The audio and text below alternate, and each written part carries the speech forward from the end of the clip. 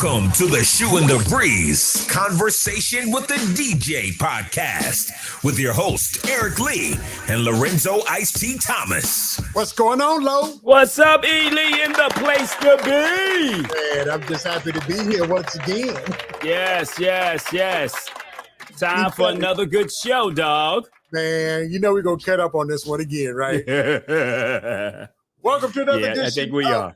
Yeah. We can do that. Welcome to another edition of Shooting the Breeze Conversations with the DJ. Yours truly, Eric Lee, and you are?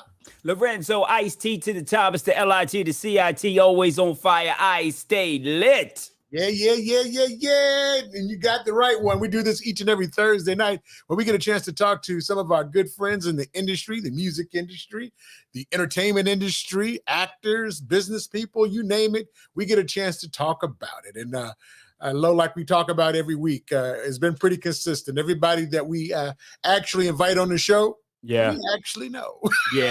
Actually friends and more like it's not about DNA when it comes to calling people family. It's all about relationships. You know what I mean? Like we brothers. Oh, yeah. You know what I mean? We brothers for sure. It doesn't, you know, we closer than family. Yeah, bro. Real talk. Real talk. A long time. Yeah. And this gentleman fits in that category as well. Oh, yeah, man. I've known the gentleman that we're about to talk about.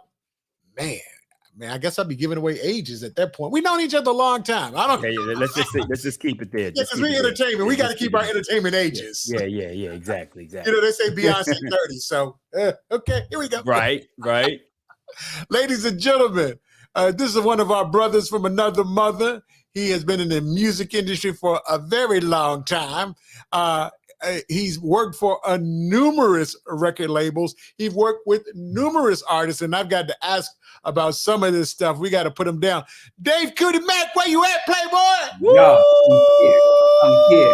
I'm here. Listen, we go far back enough where I remember y'all had Hot Top. Yes.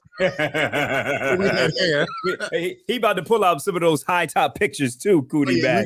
He about to pull them up. Hey, Kuti Mack, I put on a t-shirt tonight because I knew you would be rocking a t-shirt. So I had to put a t-shirt on, man. Yeah. You know how we do. Yeah, man. One of my favorite artists, Morris Day and the Time. We're gonna talk about that too. Oh yeah, we can talk about that too. Like we can talk about what that. time is it? Man. Me and Lorenzo got some history. The walk. You remember that? You remember that? We're gonna start right now. What history? That history? Oh, that's my condition. Yeah, that's history. But we were talking about something else. But we will definitely get into that. Yes, sir. So yeah, once again, we got my man Kuti up in the place. Look, if you guys are checking us out on Facebook, if you're checking us out on YouTube as well as IG and Twitter, make sure drop a comment. We'd love for you to be a part of the show. Real easy, real quick, and we're gonna have some fun. Kuti Mack, so how'd you get into business, my brother? How'd I get in? So here's the thing: I've loved music my entire life. Right. Music has been my homie since day one. My earliest recollections are music. I thought I was going to get into music as an artist, as a lot of executives. A lot of executives get in thinking that they're going to be an artist, and then something makes it not happen. I got kind of close coming out of high school. Got a little developmental deal, but I'm an immigrant, and immigrant parents don't play that whole music business stuff. They're like, yo, we ain't come all the way over here for you to be running around with, Puffies and Snoopies. You're gonna go to college. So I ended up going to college, majored in communications, and then when I got out, I got an internship before I graduated. My junior year, I'm backing up. My sophomore year, my best friend got an internship with Polygram Distribution. I had no idea there was a distribution company sitting right across from my high school. And so I would hang out with him because we were besties. And man, I was meeting Black Sheep, Vanessa Williams, night when he first came out. Right. I met Ed Exine, Donnie Simpson. I was just meeting people. Some of the reps that you all know, Wanda Hayes, Loretta Farmer. I met them all back then, right? And so I'm like, yo, this is like the real music business. And I just took for granted, well, if my boy got an internship, I could get an internship. So I BS'd and waited till like right when summer was coming around and started calling everybody. And I hadn't even networked. I was just busy meeting people and running around with Black Sheep and just hanging out that I had never really connected with anybody. So that was my first lesson. It was like, when you meet people in the industry that you want to be in, you got to connect with them, Right. And so, I didn't. So I was just coming in cold. So by the time I got a hold of somebody that I kind of knew, they were like, dude, internships already been given out. So I ended up interning my junior year with the TV station. And what I thought I was going to do, I said, okay, this is how I'm going to work it. I'm in college already. I'm going to finish college because I understand why that's important to me and to my parents. But then what I'm going to do is use my communications degree to get a television gig. And I was on what was back then WDCA Channel 20, and Channel 20 had gotten bought out by Paramount right when I got there. Paramount owned Viacom. Viacom owned MTV. So I was like, what I'm gonna do is I'm gonna get my own show on this during this internship. I created a TV show, literally created a TV show and hosted it, just so I could get a reel. And then I was going to use that reel to get on MTV. What I figured I'd do is I get on MTV, and then when Jimmy Jam and Terry Lewis come through, give them my demo. When I give them my demo, then I'm going to get my record deal with my boy, and then we're going to be straight. And that's the way I thought it was going to work. It did not work that way. And so, but I got some great experience. And what happened was, the truth is how I got into business was, so I graduate from, I've been promised a gig with ESPN. And coming out of college, they weren't going to pay me nothing, but I was going to cover college sports, and I was going to be on TV. So I was like, okay, I'm going to do that. Last minute, that job just bottoms out, and it just disappears. Right. And this is pre-internet, so there's no paper trail. It was just conversations, and they're just like, yo, we don't know what you're talking about. So I was trying to hit them up for some relocation, and they're just like, dude, we don't know what you're talking about. Who are you? Yeah, it's like, Kuti who? So I'm like, all right. So then here I am. I'm graduated. Good degree. All my boys got jobs. Right. And I'm the one of all of us. I'm the one just sitting around like on my twin bed in my dad's crib. And I was like, man, what am I going to do? So started working some odd jobs and trying to figure it out. And the girl I was dating back then, I think both of y'all know her actually. Her name was Casey. And she was interning at a radio station in Norfolk. She was interning at WOWY. And so that's how she knew. And so that's how I met. She interned with me. Yeah, she interned with Lorenzo and KJ, God bless the dead. And so I had nothing to do. She was still in school. I graduated. So I was coming down to visit her one weekend. So I'm like, I'm just going to hang out with my girl for the weekend. I drive down, and when I get there, Steve Washington, he was the Arista rep. Grip. Yes. Handshake that just crush you, right? That's right. That's right. So she's holding Steve Washington, will not let that dude leave until I get there. I got stuck in traffic, so I was like an hour and a half late. So Steve's talking to KJ, who's the program director for anybody listening. He was the program director at WOWY, and she's just my man. My man knows everything. She's just running down like how I just know everything about music. So when I walk in the door, I'm a little frustrated because I've been in traffic all day. It's hot. The AC was broken at WOWY. I walk in. I would never forget. I was sweaty. I was just hot and just aggravated. I'm just trying to pick up my girl and get out of here. And as soon as I come in, Steve's just gregarious. Hey, what's up, man? And I'm just kind of like, I don't know you, dude. Like, and I don't know who he was or what he was. He's like, yo, I heard a lot about you, man.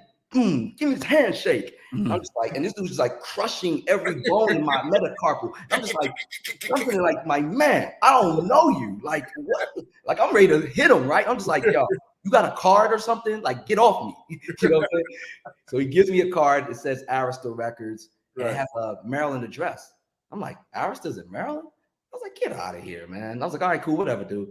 But you know, KJ comes out cool. Oh, you're Kuti. Yeah. I heard a lot about you too. He has the he grabs an application application to work at the station. I'm like, I'm not gonna come all the way down here and work. But I was like, all right, cool. I just took the application, filled it out just for argument's sake, gave it to him, and just like, okay, let's go. I get back home, I look at the card, I'm like, you know what? Let me call this dude. Because I was like, there's no way. And I call, he answers, he's like, yeah, come through. I'm having lunch, just come through, see me. So I come through and I walk in the branch. He's in the BMG branch. So every label distributed by BMG was there. So you had Arista Records, Zoo Records, RCA Records, a couple other labels. And so when I go in there, I see, the Bodyguard platinum, 10 million records. I see Dave Matthews Band. I'm like, this is really the music business. So I was like, okay. So I come in, but I still got a chip on my shoulder because I'm kind of mad at the world. I feel like I deserve a job and I'm not working. Not even thinking I'm going to, get in the music business at this point. So I'm just talking to him. So as I'm just sitting there, promo guys always on the phone, so calls are coming in, interrupting our discussion. And, he's just talking. I hear him say something. Yeah, I need more spins on this record. Click. Boom, boom. Yeah, boom, boom. Look, I'm okay. I know Tony Braxton's coming next week. Boom. I'm like, Tony Braxton. I'm like, that's the girl because she's from Maryland. I was like, that's the Braxton sisters. Like, yeah, they live up on 301. And so I'm just running it down. Like, I know like just little minutia about like Tony Braxton and I think Tony Terry had a record out. And I was like, yeah, Tony Terry from the crib too. This, that, and the third. And I was like, he showed me something. I was like, oh yeah, Tommy Mottola just got hired to run Columbia Records, man. He used to be a Hall & Oates manager, and Steve's just like he's mind blown because I'm telling him stuff that he don't even know, right? He's like, what? And I'm like, yeah. Look at the credits. I'm pulling the credits. I'm seeing CDs. I'm like, yo, give me that CD. I'll show him. Say, yeah, that's the same Tommy Mottola. He's gonna be. So he's like, man, look, my assistant, my intern just left. He got a job with Reprise Records. He's going to Carolina. I can give you a job here, but I can't pay you anything. So in my head, I'm like, well, that's dumb. Like, that's not a job. I'm an immigrant. The job is so you get a check. But then while he's talking, he's like, man, but you're really cool, man. He just starts grabbing CDs. Arista had a gang of records. So he just gave me all these LaFace records, bang. Rowdy records, bang. So he gives me like a stack of like 15 CDs. Now I'm a cat who bought a ton of music. If I could pan the camera over there, you'd see like thousands of CDs organized just right there. CDs and vinyl right there. You organized it? or alphabetically. And so when this dude gave me 15 CDs, I'm like, dude, that's like it's like almost like 250 right here. Oh yeah. And he goes, oh man, matter of fact, Greenie was working for RCA. Greenie, bring whatever your priorities are.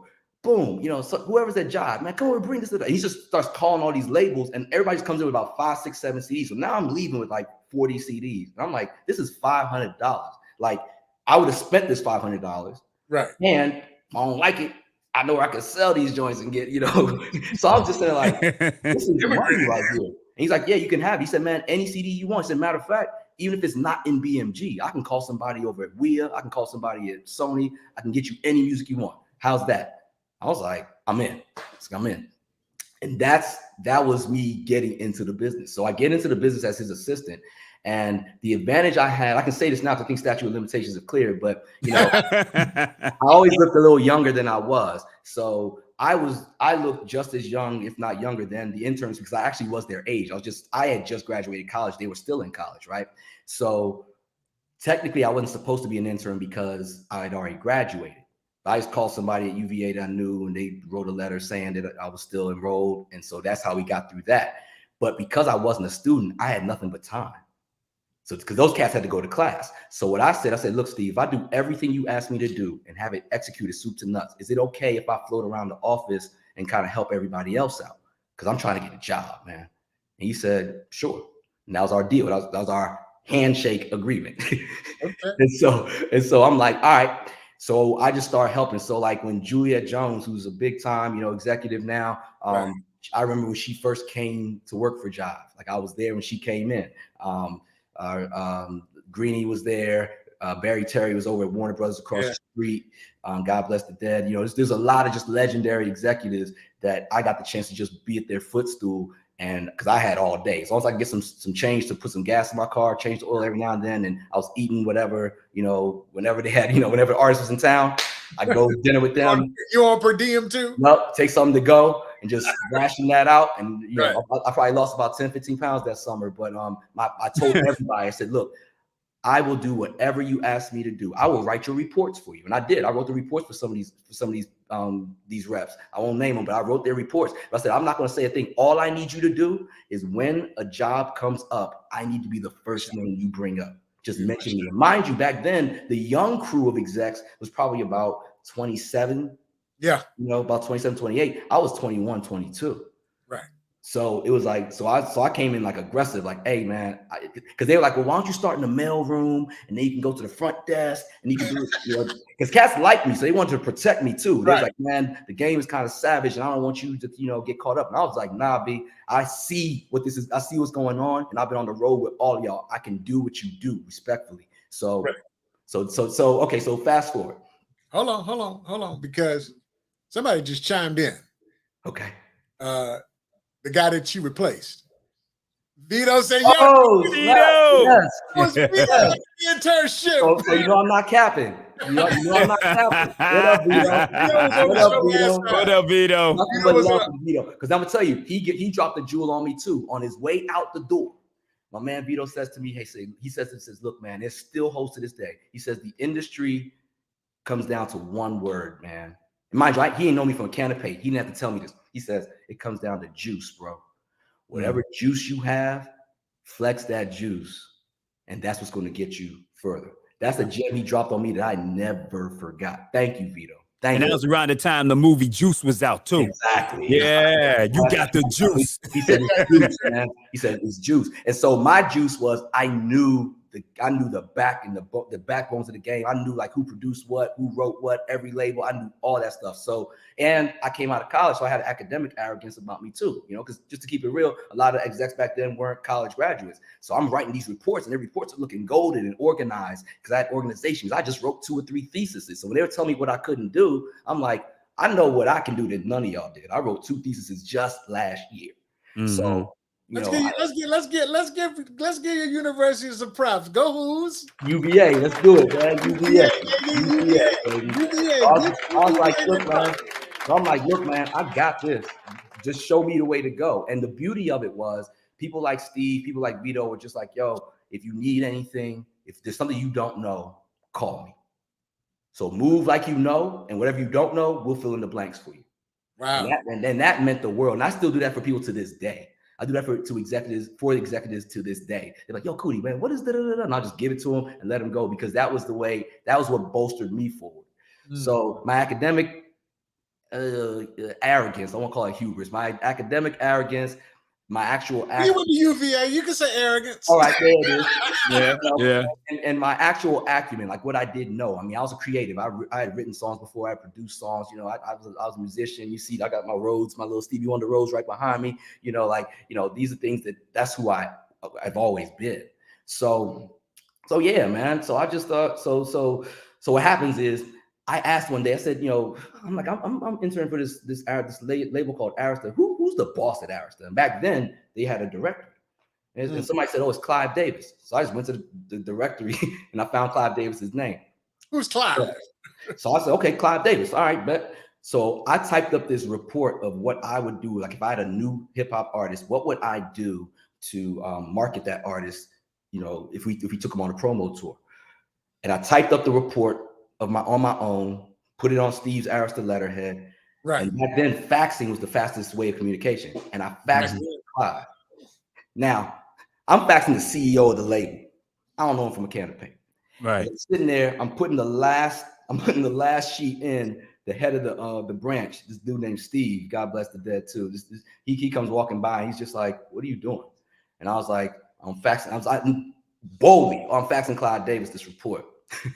He was just like, it was closing time, so he's ready to go. He was just like, and I used to spend like after hours there. So he was like, my office tomorrow.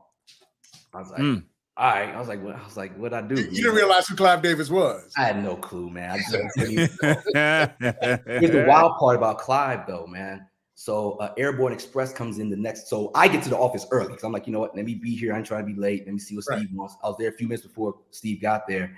there was a Airborne Express addressed to Steve, and he calls me to his office. And he says she's holding the Airborne Express, and it's from Arista Records. And he's just like, this is from Clive Davis's office. And he said, I'm pretty sure what this is about. So he opens it up. Now, mind you, I had a lot of goodwill in that building. The branch, there was this dude named Ronnie. There was the Urban PDC. God bless him, man. He took me under his wing. There was just a lot of people there that just really had love for me. And they really wanted to see me do well. And they really wanted to see me get in the industry. Right. But, I took that leap of, that aggressive leap. And Cass was like, you went all the way to the top. And they were just like, dude, we don't know if we can protect you, So he pulls out the letter. It's on Arista letterhead. Clive always writes in this specifically blue ink. Right. It was a handwritten note. It was actually the report that I sent, the facts, with a handwritten note on top of it in blue. So Clive had seen it. And I was just like, yo, I just blew this whole thing. I just tricked it off. And so he starts reading it to me, and he's just like, all right, let's just see what he says. He says, boom. So, got this report from the Mid-Atlantic branch, some guy named Kuti Mack sent it here, and I love it. I'm going to put you down with the next label venture that we have, have him by his desk at XYZ such and such a clock at such and such a date. And he looked at me, it was just like, he just looked at me like, because he thought he was about to fire me. Right. And he gave it to me. I still got that letter to this day. That really? venture was Bad Boy. Wow. Bad Boy. I was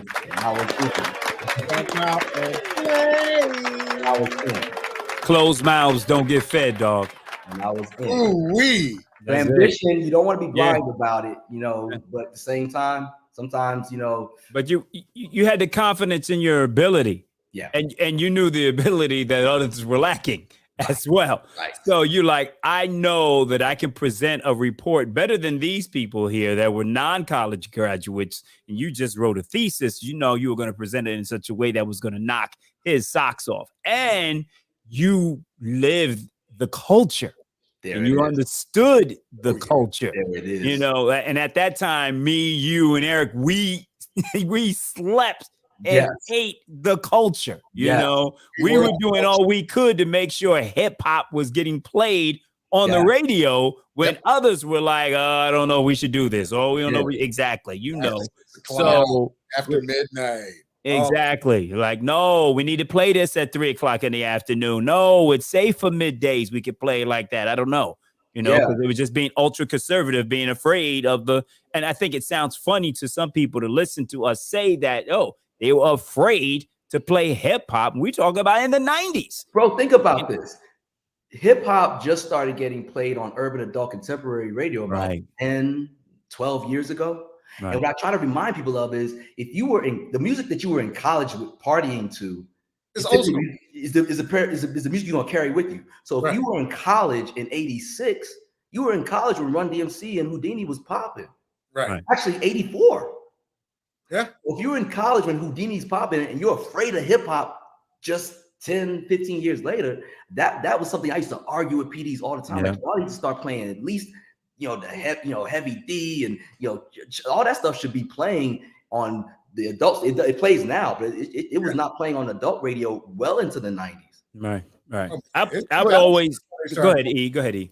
I mean, really, they wouldn't play it until the 2000s. That's right. Exactly. I was going to say. I was trying to protect my radio brethren and sisters. Hey, we still in radio, so exactly. Yeah, I was going to pinpoint, and because we can talk about the millennium, 2000, and I said to a PD recently, I said those people that were partying with me in Washington D.C. that were 21 years old in 2000. Are 44 now. They got kids that graduated college already. And you're not going to play. You were afraid. And that was the era. That was the Diddy era. Yeah. That was the DMX era. Yeah. That was the Ja Rule, Jay-Z era. Yeah. Those people that you say are your target are 44 years old now. And you're not going to play some of these artists? That's what I'm saying. I don't understand it. God bless, the Isley Brothers, The Time. God bless all them cats. But I mean, think about it. If you reverse engineer it, if we were in the 90s and we were still playing records from the 40s and the 50s, you'd be like, what are you doing? Right. Right. Shout out to Greg Diggs. It says much respect. What's up, Kuti? That's my man right there. I love Greg Diggs. I just generally my Facebook feed would flow up, but somehow they got a new, you know how they come in and they get this new version. So we got to get that. We got the only thing that's popping up right now is the folks on YouTube, but I'm watching my Facebook feed over here at the same time. So shout out to my Facebook crew. Go ahead, keep the chats in. I'm turning my head to read what you guys got going on. So, but yeah.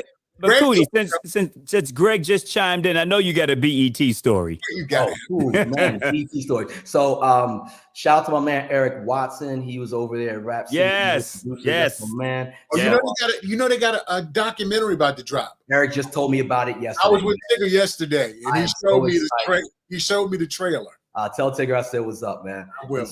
And so what I remember with Rap City, you know, I was working at Loud Records. I was fortunate, man. I got a chance to work with some of the biggest labels as well as some of the best boutique and independent labels, and especially at their peak. So at the time, MTV had something kind of like a little beach party, MTV spring break weekend thing, and BET didn't have one at the time, and we put it together. It was a bunch of us at Loud, along with the folks at Rap City, and we ended up putting together their first beach weekend. I forgot what it was called, BT Bling, something Bling, right?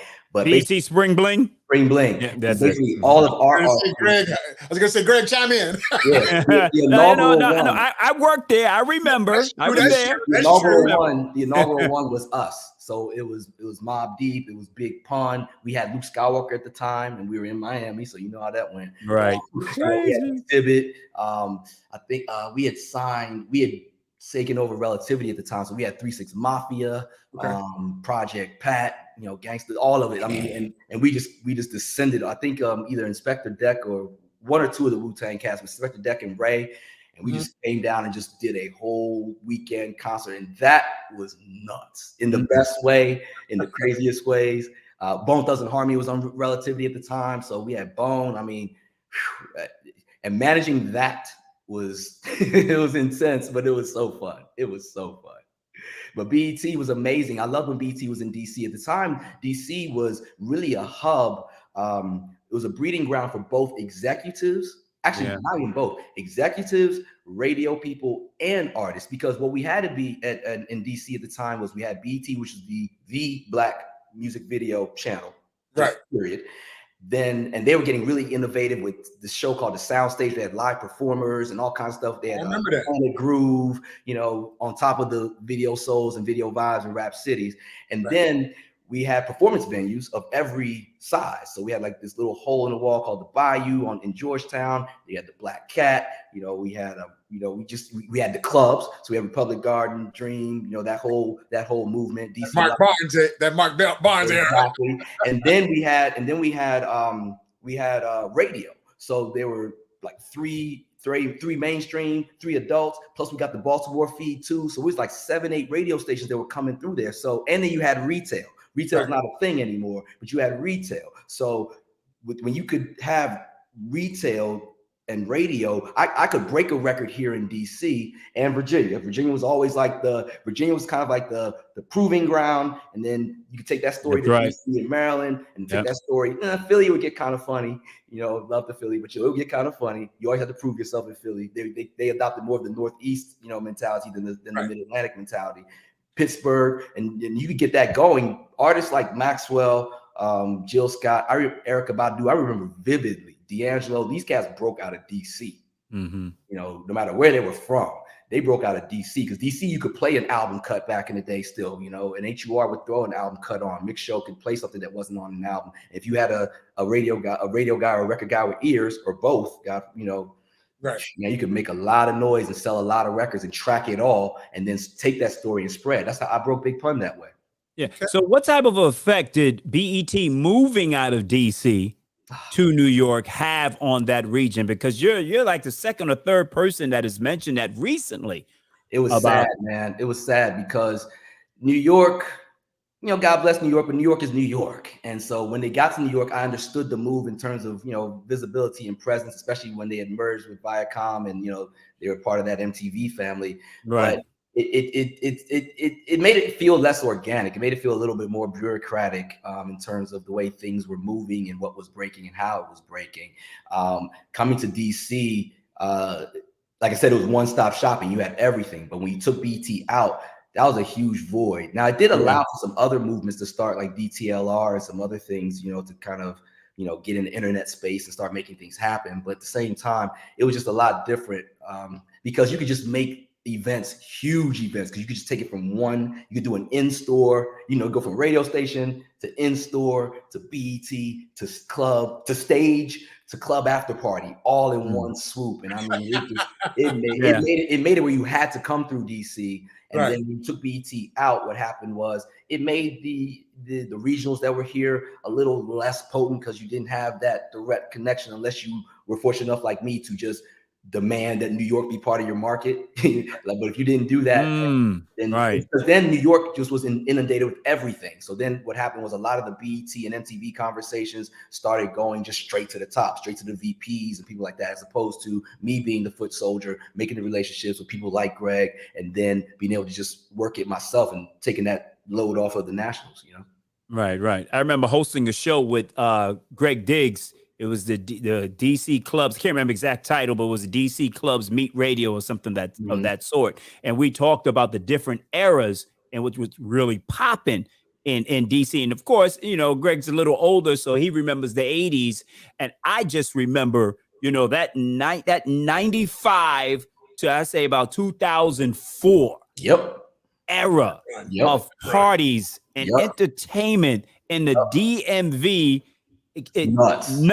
Nothing else can rival what was going on in that part of the country during that, you might say those 10 years. Man, that love/dream, the club, man, 4 or 5 stories plus a penthouse that NBA Weekend 2000. NBA Weekend 2000 in DC. I had no less than 9 separate artists that I was running around with, including Puff. So Puff the whole thing by himself.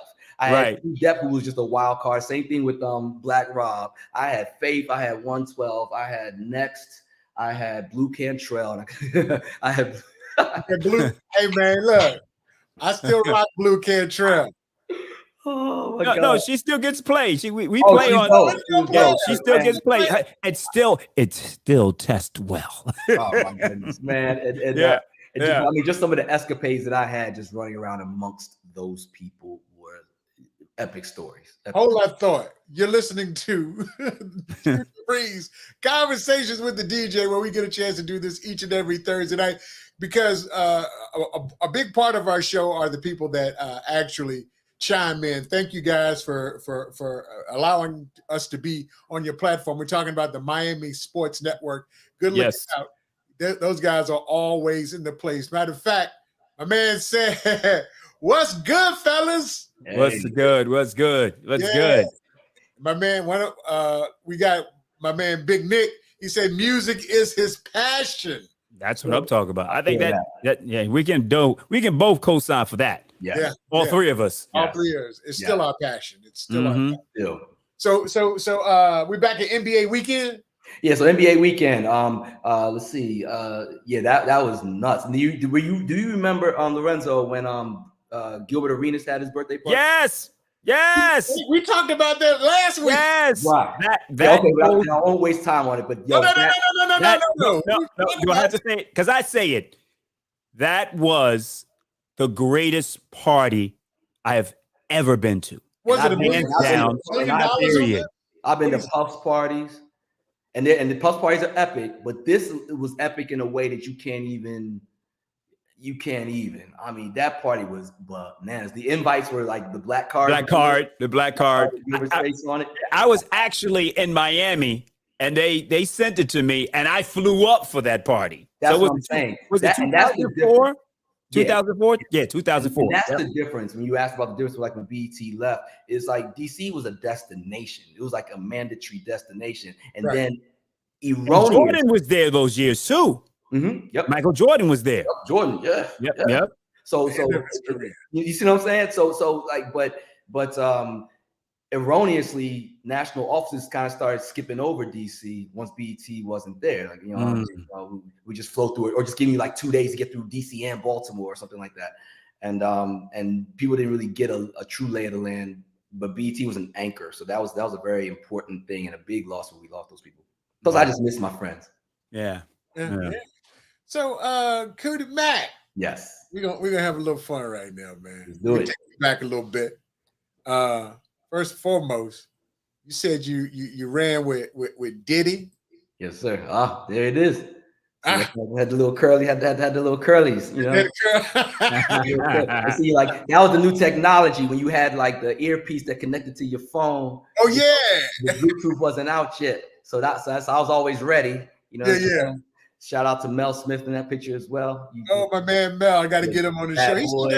Is he still down in Texas, Houston? Yeah, he's still doing his thing. I want to say if he's not rocking with Khaled, he might still be down with Young Money. Okay. Yeah. Veteran, Mel. We gotta get you on the show, my brother. Yes, sir. And old Fox right there. Yeah, Olivia Fox, Russ Parr. You know, like, I don't live too far from Russ now, so I guess I'm doing something right. Yeah. Yep.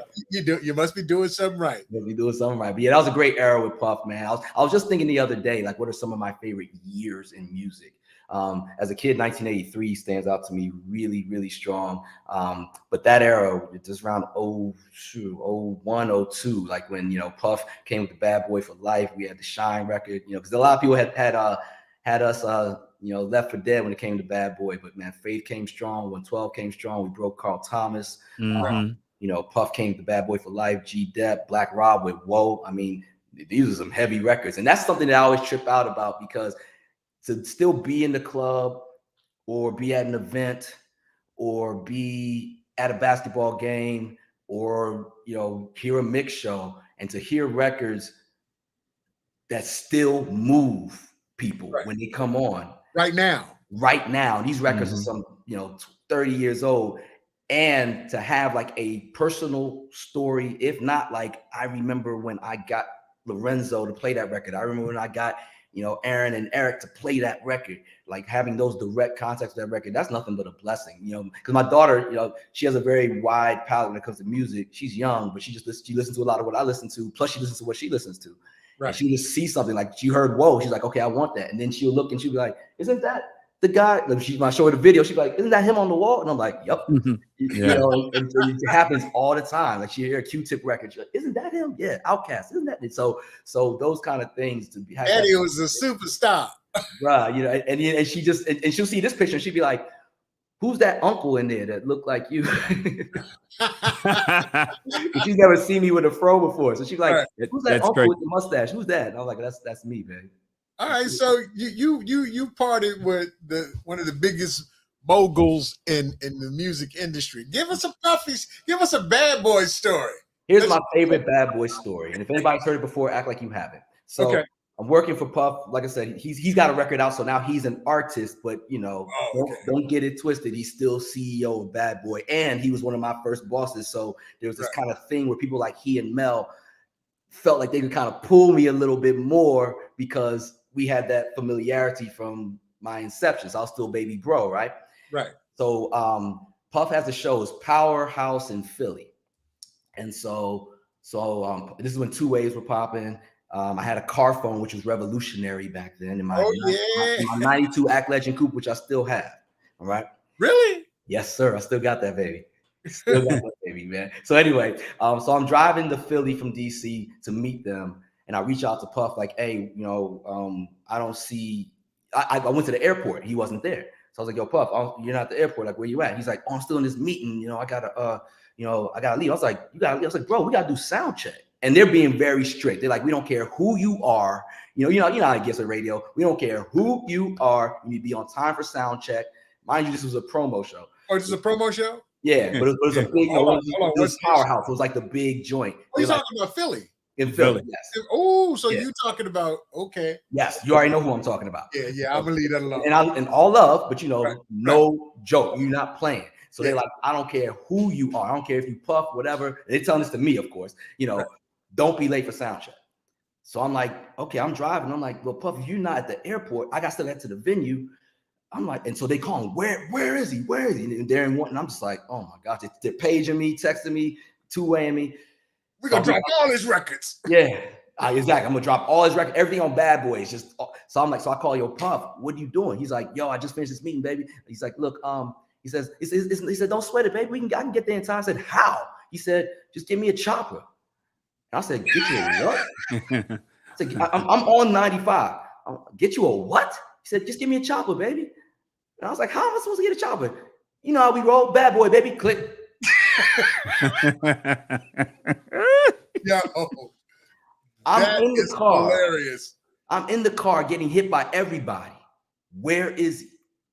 He's still in New York at the office, talking about he's gonna be ready for the show, just getting him a chopper.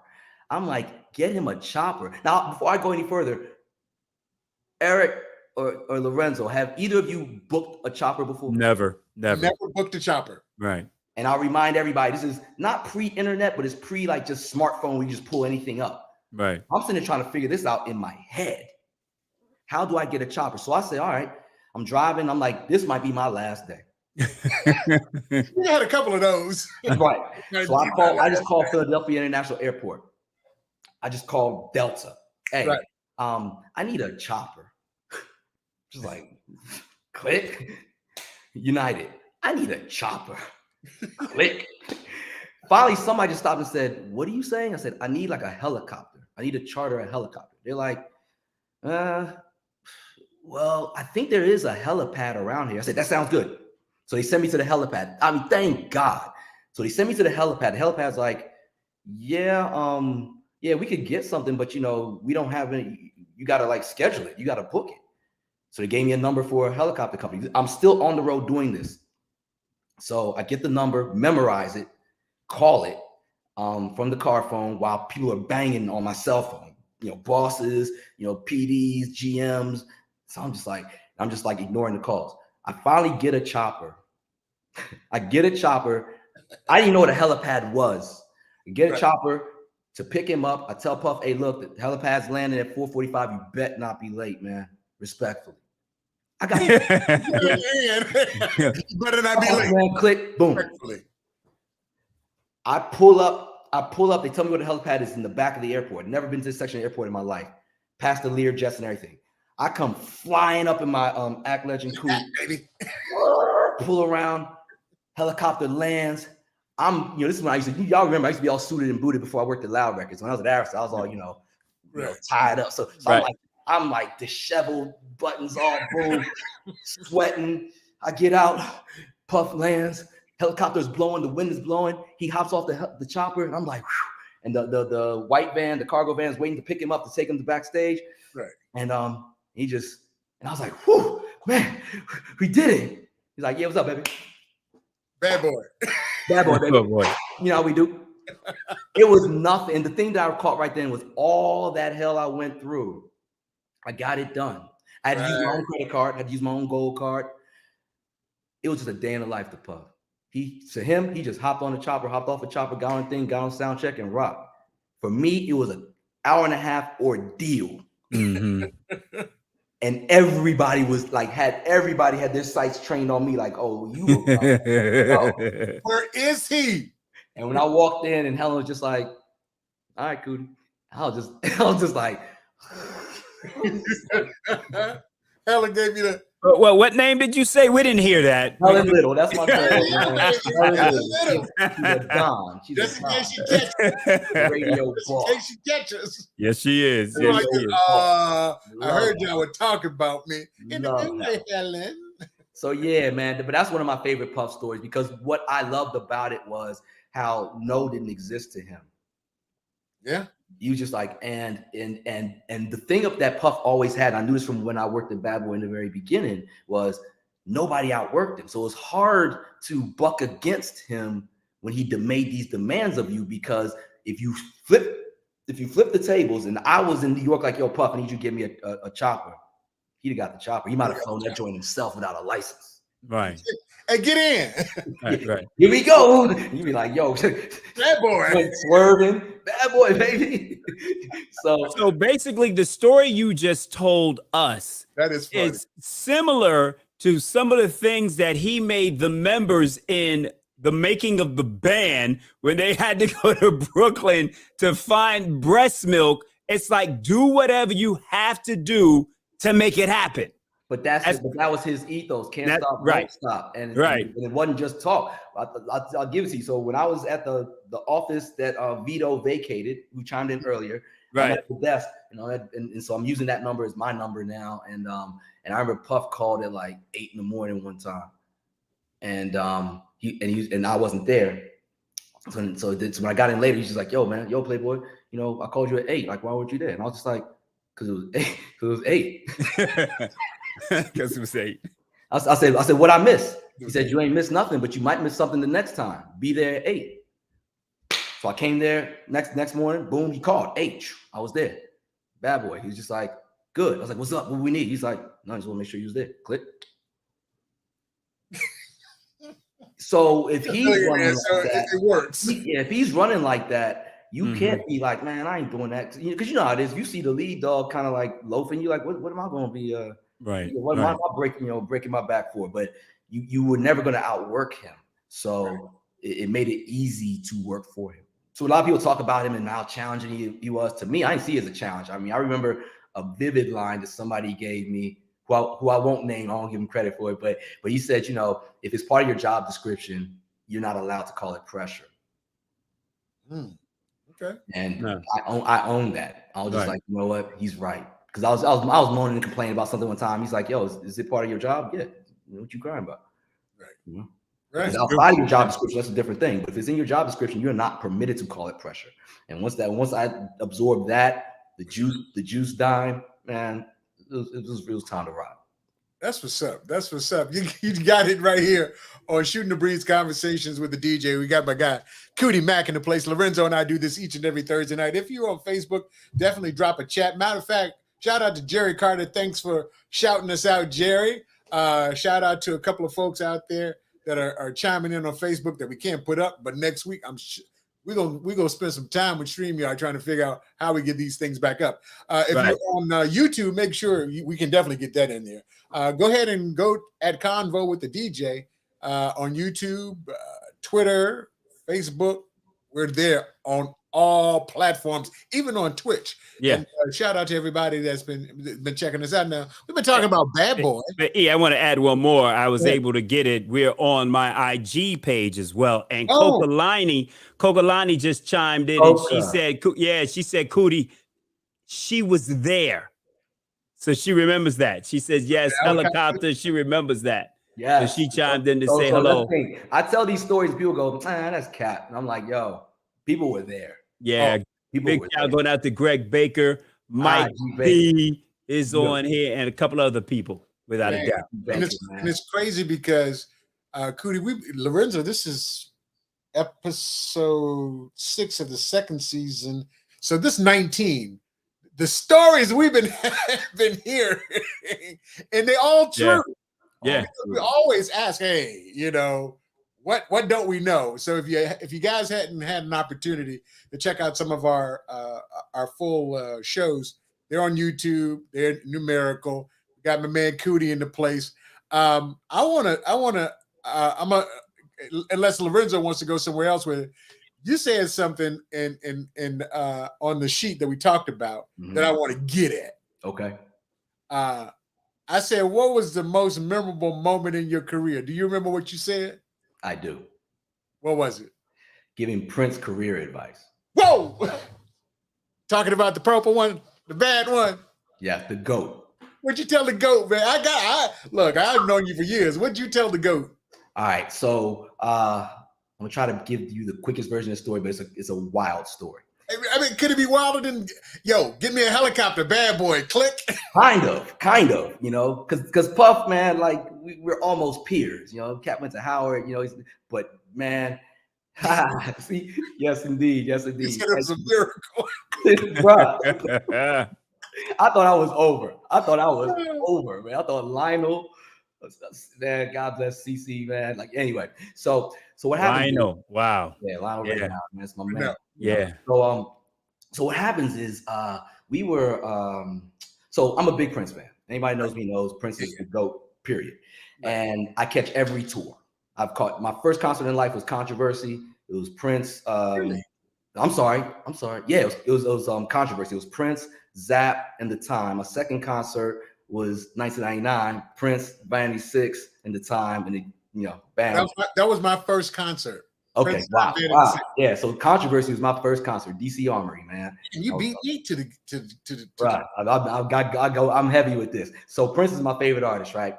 And I go to every tour. So he was touring, but because I was a busy, record rep, I couldn't catch the show in DC. But I'm going to Philly like every week, and he was doing Philly Theater Performing Arts, I think it was.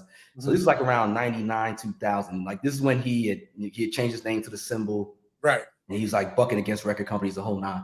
And so so my sister, she's a big time business manager in the industry, and she's in LA, Oak Management. Shout out to Oak Management. But at the time she was working as an accountant. She's fresh out of school at UVA. She was working as an accountant over here in DC, and she would just run with me. And that's how she actually got in the game, because she'd be with me and start giving cats like Exhibit and Nori, people like that, like little tidbits about their finances, and then she became a business manager. So anyway, I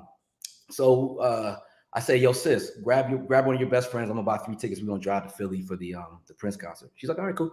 So we do it. Tried to beat rush hour traffic, and I had come straight from doing some work. I think I came from some radio station. It was a Wednesday. Did my conference call. Bam, just hopped in the car, grabbed my sister and a friend. We drive. I don't go to the bathroom because I'm just trying to get there, right? Trying to beat traffic. So we get to the venue. It's about maybe the show's supposed to start, let's just say 8. We get to the venue probably about 7:15. So we get to our seats. There's a couple people in the stands or whatever, and I'm like, you know what? Let me go to the bathroom now. So I didn't go to the bathroom before. I'll get y'all some drinks, and then we can just kind of lay low till the show starts. So as I'm walking the corridor, I don't know if any of y'all remember Stephanie Lopez. But she was an executive too. She worked at EMI. She worked at some other places. We worked together at Red Ant Records. But she's a sweetheart. She also worked at Billboard Records. Billboard Magazine. She was a chart manager for a while, the R&B chart, or editor or something like that. And so anyway, but sweetheart, super dude, one of the nicest people you will ever meet in the business. Her and Kathy Moore, two of the nicest people. Kathy Moore. Okay. You will ever meet in the business. That's right. Yep. So Stephanie sees me. She got these big saucer eyes. So she's like, Kuti. And I'm like, hey. I gotta go to the bathroom, remember? So I'm like, hey, she's like, don't move. And I was like, all right, babe, but let me go to the bathroom real quick. And then she's like, don't move. I'm just like, and she knows I'm a big Prince fan. So I'm like, okay. So I'm like, what is she doing? And then slowly but surely, some other people who are Philadelphia music executives and music business people. So God bless the dead. Joe Butterball, Tim Burrow, Butter, GM in Philly legend. He pulls up. I'm trying to think who else pulled up. This woman who I think her name was Mary. She worked at what was the Spectrum. Now it's Wells Fargo, where the Sixers play. Yeah, she managed that spot. Somebody from Universal One Stop, which is a retail wholesaler, they pulled up, and I knew all these people. So I'm talking to them. It's kind of helping me keep my mind off the fact that I'm doing this little PP2 step, right? And so I'm sitting there waiting. Then finally, after a bunch of us kind of gather and just start talking, I don't know what we're doing there. Billy Sparks, if you remember the movie Purple Rain, that's Billy Sparks. So he's part of Prince's entourage. Yeah. So Billy comes out. He's like, Stephanie, just everybody? All right, cool, let's go. And she's like, yes. And she's like, okay, cool, let's go. And I'm like, let's go. And she just shoves me back. She just shoves me into the line. So I go in there. So we go in, we get it, and we go down this corridor. And then we go to this backstage area, but it's nicer than typical backstage room. It's like a lounge or a living room type situation. Right. The seats are set in a round. So we're all sitting in the round. I'm trying to make the story as quick as possible, but no. No, you don't need to rush. I'm sitting on like a love seat. So it's got space beside it. Everybody's sitting kind of like individual chairs, and it's in a circle. And none of it, and I don't know why we're there. I didn't gather that anybody else did, but we're just talking. So we're just talking across the room, boom, boom. And then Najee comes out, saxophone player. Right. Mm-hmm. I didn't know this, but Najee was in Prince's band at the time. So Najee comes out. So I'm like, was this a meet and greet with Najee? I was like, no disrespect. I was just kind of like, oh, I'm going to go to the bathroom. Steph's like, sit. So I'm like, all right. So Najee comes through. We talk a little bit. All right, cool. Right. Then we're all making small talk. Just the room's just bubbling. And then automatically, I'm talking like as if we all got some internal cue. I'm saying it slower than it happened. Everybody stopped talking, stood up at the same time, and it was like somebody turned on the AC or something because the room got like 10 degrees colder. I'm not lying about any of it. We were just talking, stop, stand. And I was like, what is going on in my head? And then Prince just bounced out. And he had, I'll never forget, he had like a gold, like a brown cashmere turtleneck on. His hair was like second album Prince, like I Want to Be Your Lover Prince, like the Farrah Fawcett, point. Big old school hoop earring. He had some specs on and some like gold dusted yoga pants with flair. Never forget it.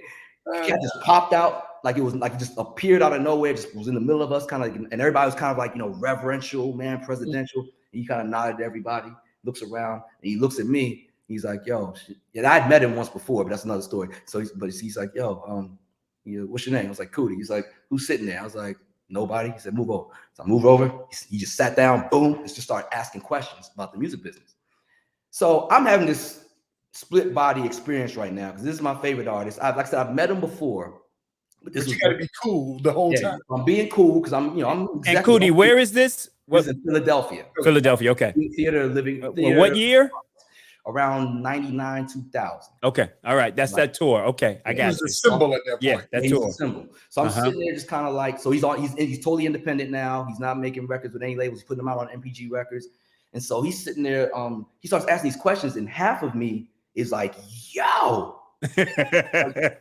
Yo. The other half of me is hearing what he's asking, and he's asking questions that people in the room know the answer to, but everybody's too shook to say something. Right. And again, as my position as a regional director of promotion at the time, I'm working some of these people. I'm working in between some of these people. You get what I'm saying? So I'm working retail, I'm working radio, I'm working venues. So I don't want to step on anybody's toes. And I want to give him my perspective, because my perspective sometimes might kind of not be politically correct as it pertains to talking about radio or talking about retail, right? Mm-hmm. So he's asking the questions. I'm kind of like waiting for people, and there's legends in the room, and nobody was saying anything. So finally, I was just like, So I just started answering. I was like, this is nuts. Like, y'all are acting weird. So half of me just starts talking to him like I'm talking to y'all. So he starts asking about retail, he starts asking about radio. And he really, what I really respected about him was this dude had already made his stamp. If he had not recorded another note, not performed another time, he was already legendary Hall of Fame Prince. Right. And he was still asking, like, because what you got to remember was he got signed when he was a teenager. Yeah, 16. Well, he's asking these questions that seem like common knowledge to me, but he doesn't get it. He wasn't understanding national playlists. He wasn't understanding. He's like, yo, why are they playing West Coast hip hop in Minneapolis? Like, he even said, man, I remember when I used to be on tour, we could turn on the radio and you know where you were. I'd be in New York and Dougie Fresh would be playing. He quoted like 6 minutes. He's quoting the show. I was like, yo, Prince knows hip hop. He said, then we get to DC and it'd be like, I feel like busting loose, And I was thinking, so he's just running down like all these regional records. And I was like, yo, this dude is dope. So anyway, we start talking, and because, and I even didn't want to hog the floor. So I'm like, he'd ask a question. I'd say, Mary, you know the answer to this question. And she'd give some one word answer. And he'd look at me like, what's the real, man? And then I give him the real. So for 45 minutes, we're talking. As we're talking, I'm talking to him about radio. I'm talking to him about retail. I'm talking to him about venues. Talk to him about distribution. And then also my bladder reminded me that I had not gone to the bathroom. I was like, oh. And then I was like, dude, we've been sitting here for like 40 minutes. The show, if I left my seat at 7:15, the show's supposed to start at 8, and we've been talking here for 45 minutes, and we were already here for some time. So I waited for a polite break, and I said, yo, Pete, and you could hear the crowd. So wherever we were, we must have been right behind the stage, because you could hear the crowd getting restless. It was like, we want Prince, we want Prince. And I was like, dude, don't you have a show? And he looked at me, he said, they ain't going nowhere. And then just went right back into it, started asking questions for another 20 minutes. So when it was all said and done, he's like, yo, man, thank you. He stood up, everybody clapped for him, and I'm talking like he was like, boom, boom. And it was just like, and it was just gone. Like, he ain't walk out. It was just like, he was gone. And as soon as he left, the whole room exhaled.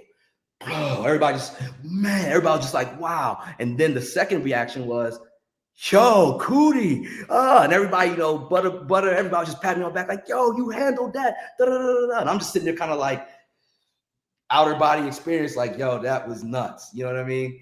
So then everybody's getting ready to leave, and I'm like, I'm finally can go to the bathroom, and then this hand stops me, and I was just like, yo, I gotta go, man. It was his bodyguard. He says, yo, man, Prince really appreciated what you had to say, man. I was like, I was just doing me, man. He's like, all right, cool. He says, give me this like laminate. He says, yo, we having an after party at Brave New World. You know, we want you to come, man. You invited. And I said, I would take this. I said, but I'm here with like 2 other people, and I don't want to like, I thank you, but I got other people. He said, yo, if you show this, you could bring 30 people. I said, all right, cool. So I took it. He said, man, thank you. See you tonight. I said, all right, bet. So I go back to my seat. So mind you, I've been gone for like an hour now. Right. Go to the bathroom finally, get the drinks. I come. Sister and her friend are like, yo, bro, where you been, man? You don't believe this. Yeah, I was like, you not gonna believe this. They're like, what? I said, man, they said, you won't believe who I was talking to. They're like, who? I'm saying it way slower than it happened. Who? I said, Prince. Dude, the whole section turned around like, man, get out of here. I said, no, I'm serious. They're like, whatever. I said, no, he gave me this. And I pull out the laminate, right? In slow motion. He gave me this. Everybody goes, ooh, the lights drop. And the crowd just screams, ah! And the Prince came out to like Uptown. I'll never forget it. But that thing where I was like, nah, I'm serious. He gave me this. Ooh, lights. Ah! The craziest intro to a concert that I've ever experienced in my life. Like it went from everybody being like, man, get out of here to yo, lights. And Prince just popped up on stage. And I was just like, that was nuts. Did you ever work at Warner? I never worked at Warner. I remember Barry Terry was there. I think Nat worked there for a while. Yeah. Nat Martin. Mm-hmm. I never worked at Warner. And I never technically worked with Prince. Stephanie, who I was telling you about, she was trying to hire me at EMI. And I was at A&M Records at the time, and they were promising me an A&R job, which is what I always had really wanted. So when she came to me, she couldn't tell me why she wanted me to work with her. But she's like, you got to come work with us, man, because you're not going to regret it. And I was like, yeah, but I was like, what records do y'all got? You know what I mean? We didn't know that D'Angelo was coming, didn't know the Prince was going to be signed. Did you go to the after party? I did go to the after party. Okay. Is that when you gave him the life experience? Here's the after party. Here we go. So we get to the after party, Brave New World. Now, Wednesday night was like an off-brand night for that club. Right. When we get there, it's nobody in there. Like nobody. So we get in there. I go to VIP. I show my thing, bring my sister and her friend. We go to VIP, and some Philadelphia people were there. A couple Sixers were there. Okay. Sean Stockman from Boyz II Men, who I'd worked with as well. So we knew each other. Sean Stockman, cool brother. God bless you, Sean. Sean was there. My girl, I thought my girl Stacy, who works with Questlove, was there, but I asked her about this story a while ago. She didn't quite remember. I don't remember. But I thought she was there, but I know she was there when I brought Luke there, but that's another story. So me and Sean are talking, we're waiting, and it's like, 2:30, 3. Mind you, I still got to drive to DC. Damn. 3:15, 3:20. And then finally the club is just like, yo, we shutting down, bro. Prince, and I'm like, but Prince is gonna come. I'm gonna be here in VIP with Prince. Like, they're like, bro, we shutting it down. Me and Sean, we hung as long as we could. And so they turn all the lights on. It's brighter in there than it is here, right? They turn all the lights on. As soon as they turn the last light on, Prince pull up. Keep the club open. But it was just kind of like, it was nothing to do. So Prince pulls up. He gets up in there. I think the DJ had already left. It was just like, it was just us in silence. It was just us in silence in VIP, like. And then that's crazy. Then 3 minutes later, we all left, man. That was the VIP story. But, that's crazy. Yeah, man. But I had 2 other. I'll give you the quick version of my third encounter with Prince. It was in LA during Christmas. It was when Hey Ya by Outkast was out. I worked with Outkast, so I was cool with them cats. Dre wanted to take a break, so he wanted to get into acting. So he was in LA filming the sequel to Get Shorty. I can't remember what it was called. Okay. And so he's out there. So I bumped into him just randomly at a club, and I was like, and he's literally wearing the outfit from Hey Ya, the green sweater. And at first I was like, who's this dude trying to dress like Dre? And he's sitting by himself. And I was like, and he sees me, he's like, Kuti. And I'm like, Dre, oh, what you doing here? He's like, what you doing here? I was like, my sister lives out here, but what are you doing here? And I'm taking a little time off, make this movie, you know, over Christmas. I was like, well, I said, do you know your way around? He's like, nah, it's just me. He had a homeboy named King. It's just me and King. And you just laying low. I was like, man, forget that, man. You going out. I was like, I'm like, you're not gonna be weird recluse. I'm taking you out. So I said, we're gonna meet up. On Friday when it's a little more cracking. We're gonna go to Sky Bar on top of the Mondrian on Sunset. So I get King. We go that Friday. It's me, my sister, my cousin was like my big bro, his girlfriend, King, Dre.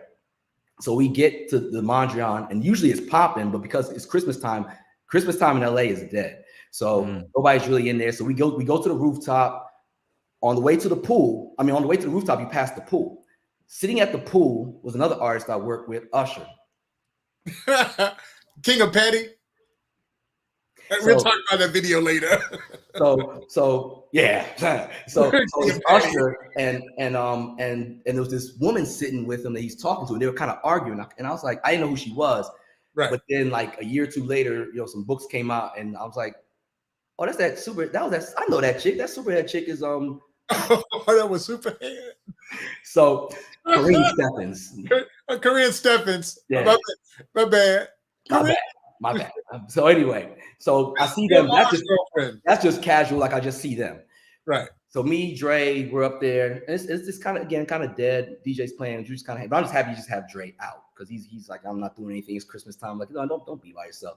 So we're just hanging out, just talking, catching up. And my thing was, why are you playing this so low key? You got the #1 record in the country right now. Like, Hey Y'all was cracking. Yeah. Like, yo, you are like it right now. You over here just playing. I'm like, yo, you tripping, man. Like, so anyway, she's sitting there.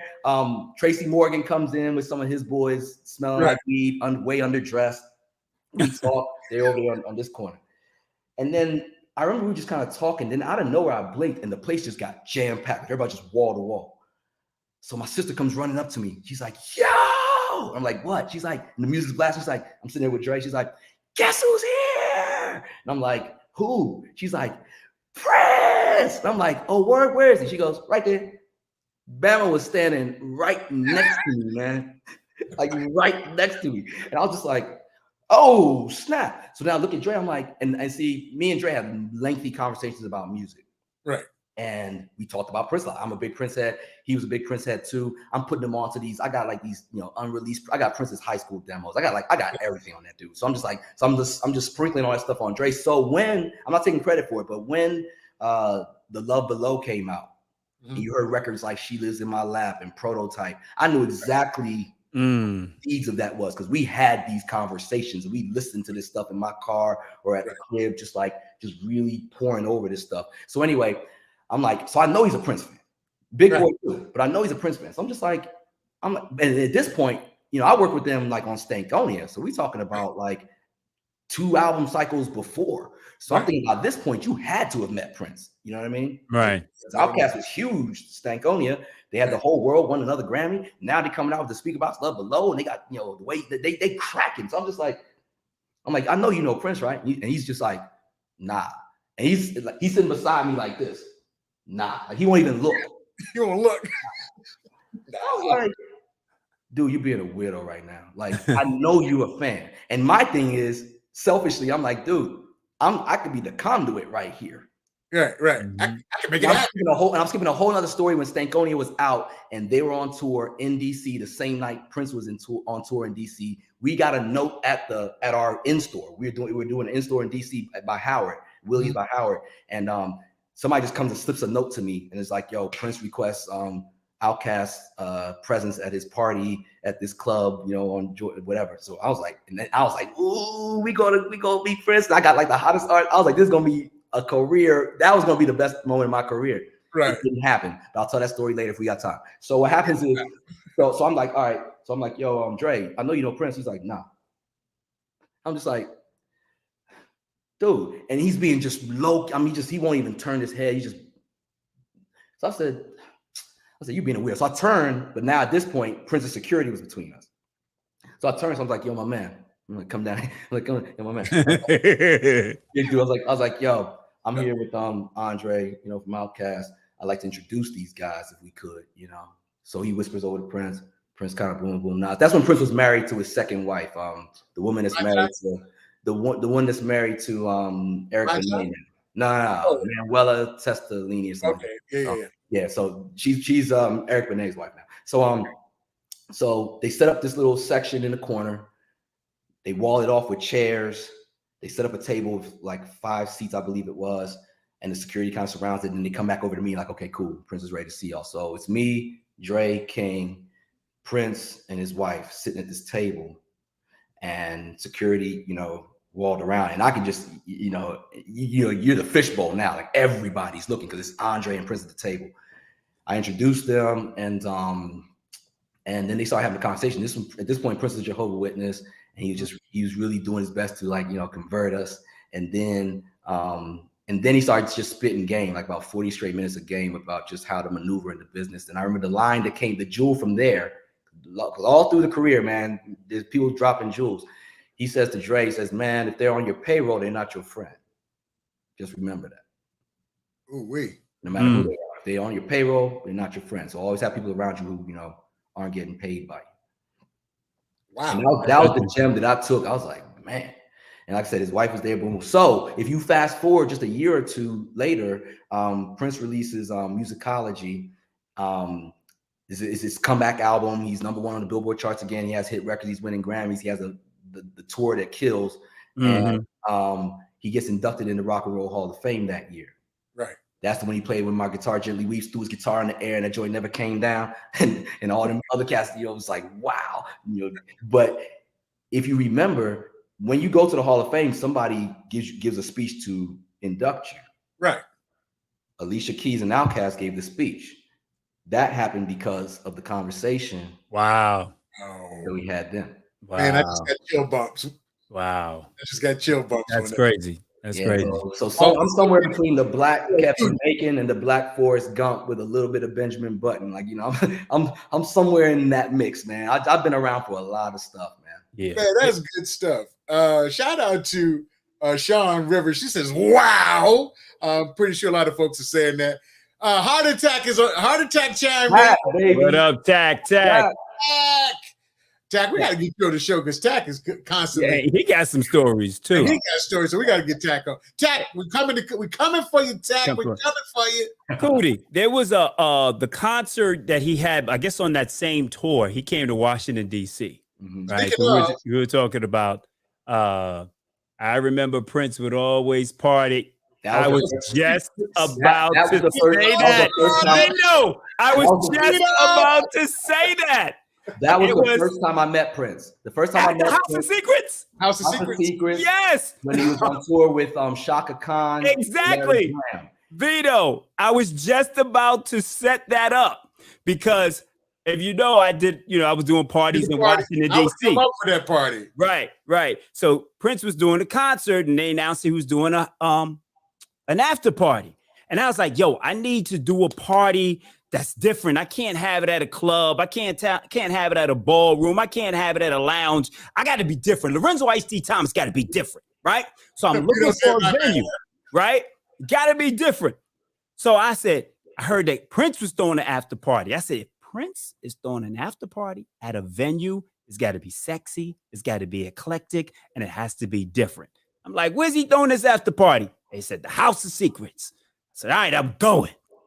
So I'm going to this after party, and I walk into the house because it is literally a house in the neighborhood, in a neighborhood right down the block from Howard University. That's right.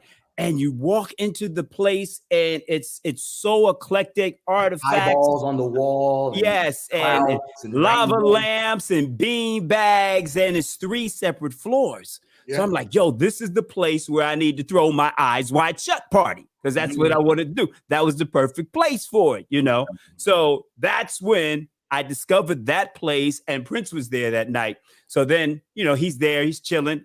I think he had on all white, what have you, but then you realize how short he really is. Thank you. So here's how I got into that part. So here's where another thing for anybody that's watching is like interested in getting into the music business or staying in the music business, relationships matter. And how you treat people all along the way. That's right. Will always I'm telling you, it always came back around. And I was never unaware of the privilege that I had of being in the music business. And it always felt like a dream. It never felt like a job. And I never took it for granted. I was never one of those people who just expected to get in when I popped up. I'd be getting in line. They'd be like, Kuti, what you doing in line? Come on, man, you're Kuti, get in. So when I was at Loud Records, I worked with this artist named Davina. And and like I told you before, in the DC market, you could break an artist in your market alone and have them do well, even if they didn't do well nationally, because you get them airplay, you get them record sales, you get them shows. I had her perform at the same venue that I saw Michelle Ndegeocello debut from, that I saw Maxwell debut from, that I saw D'Angelo debut from, because she was one of those kind of artists. Okay. And so when you performed there, it almost signified that you were about to be one of those kind of artists, right? Right.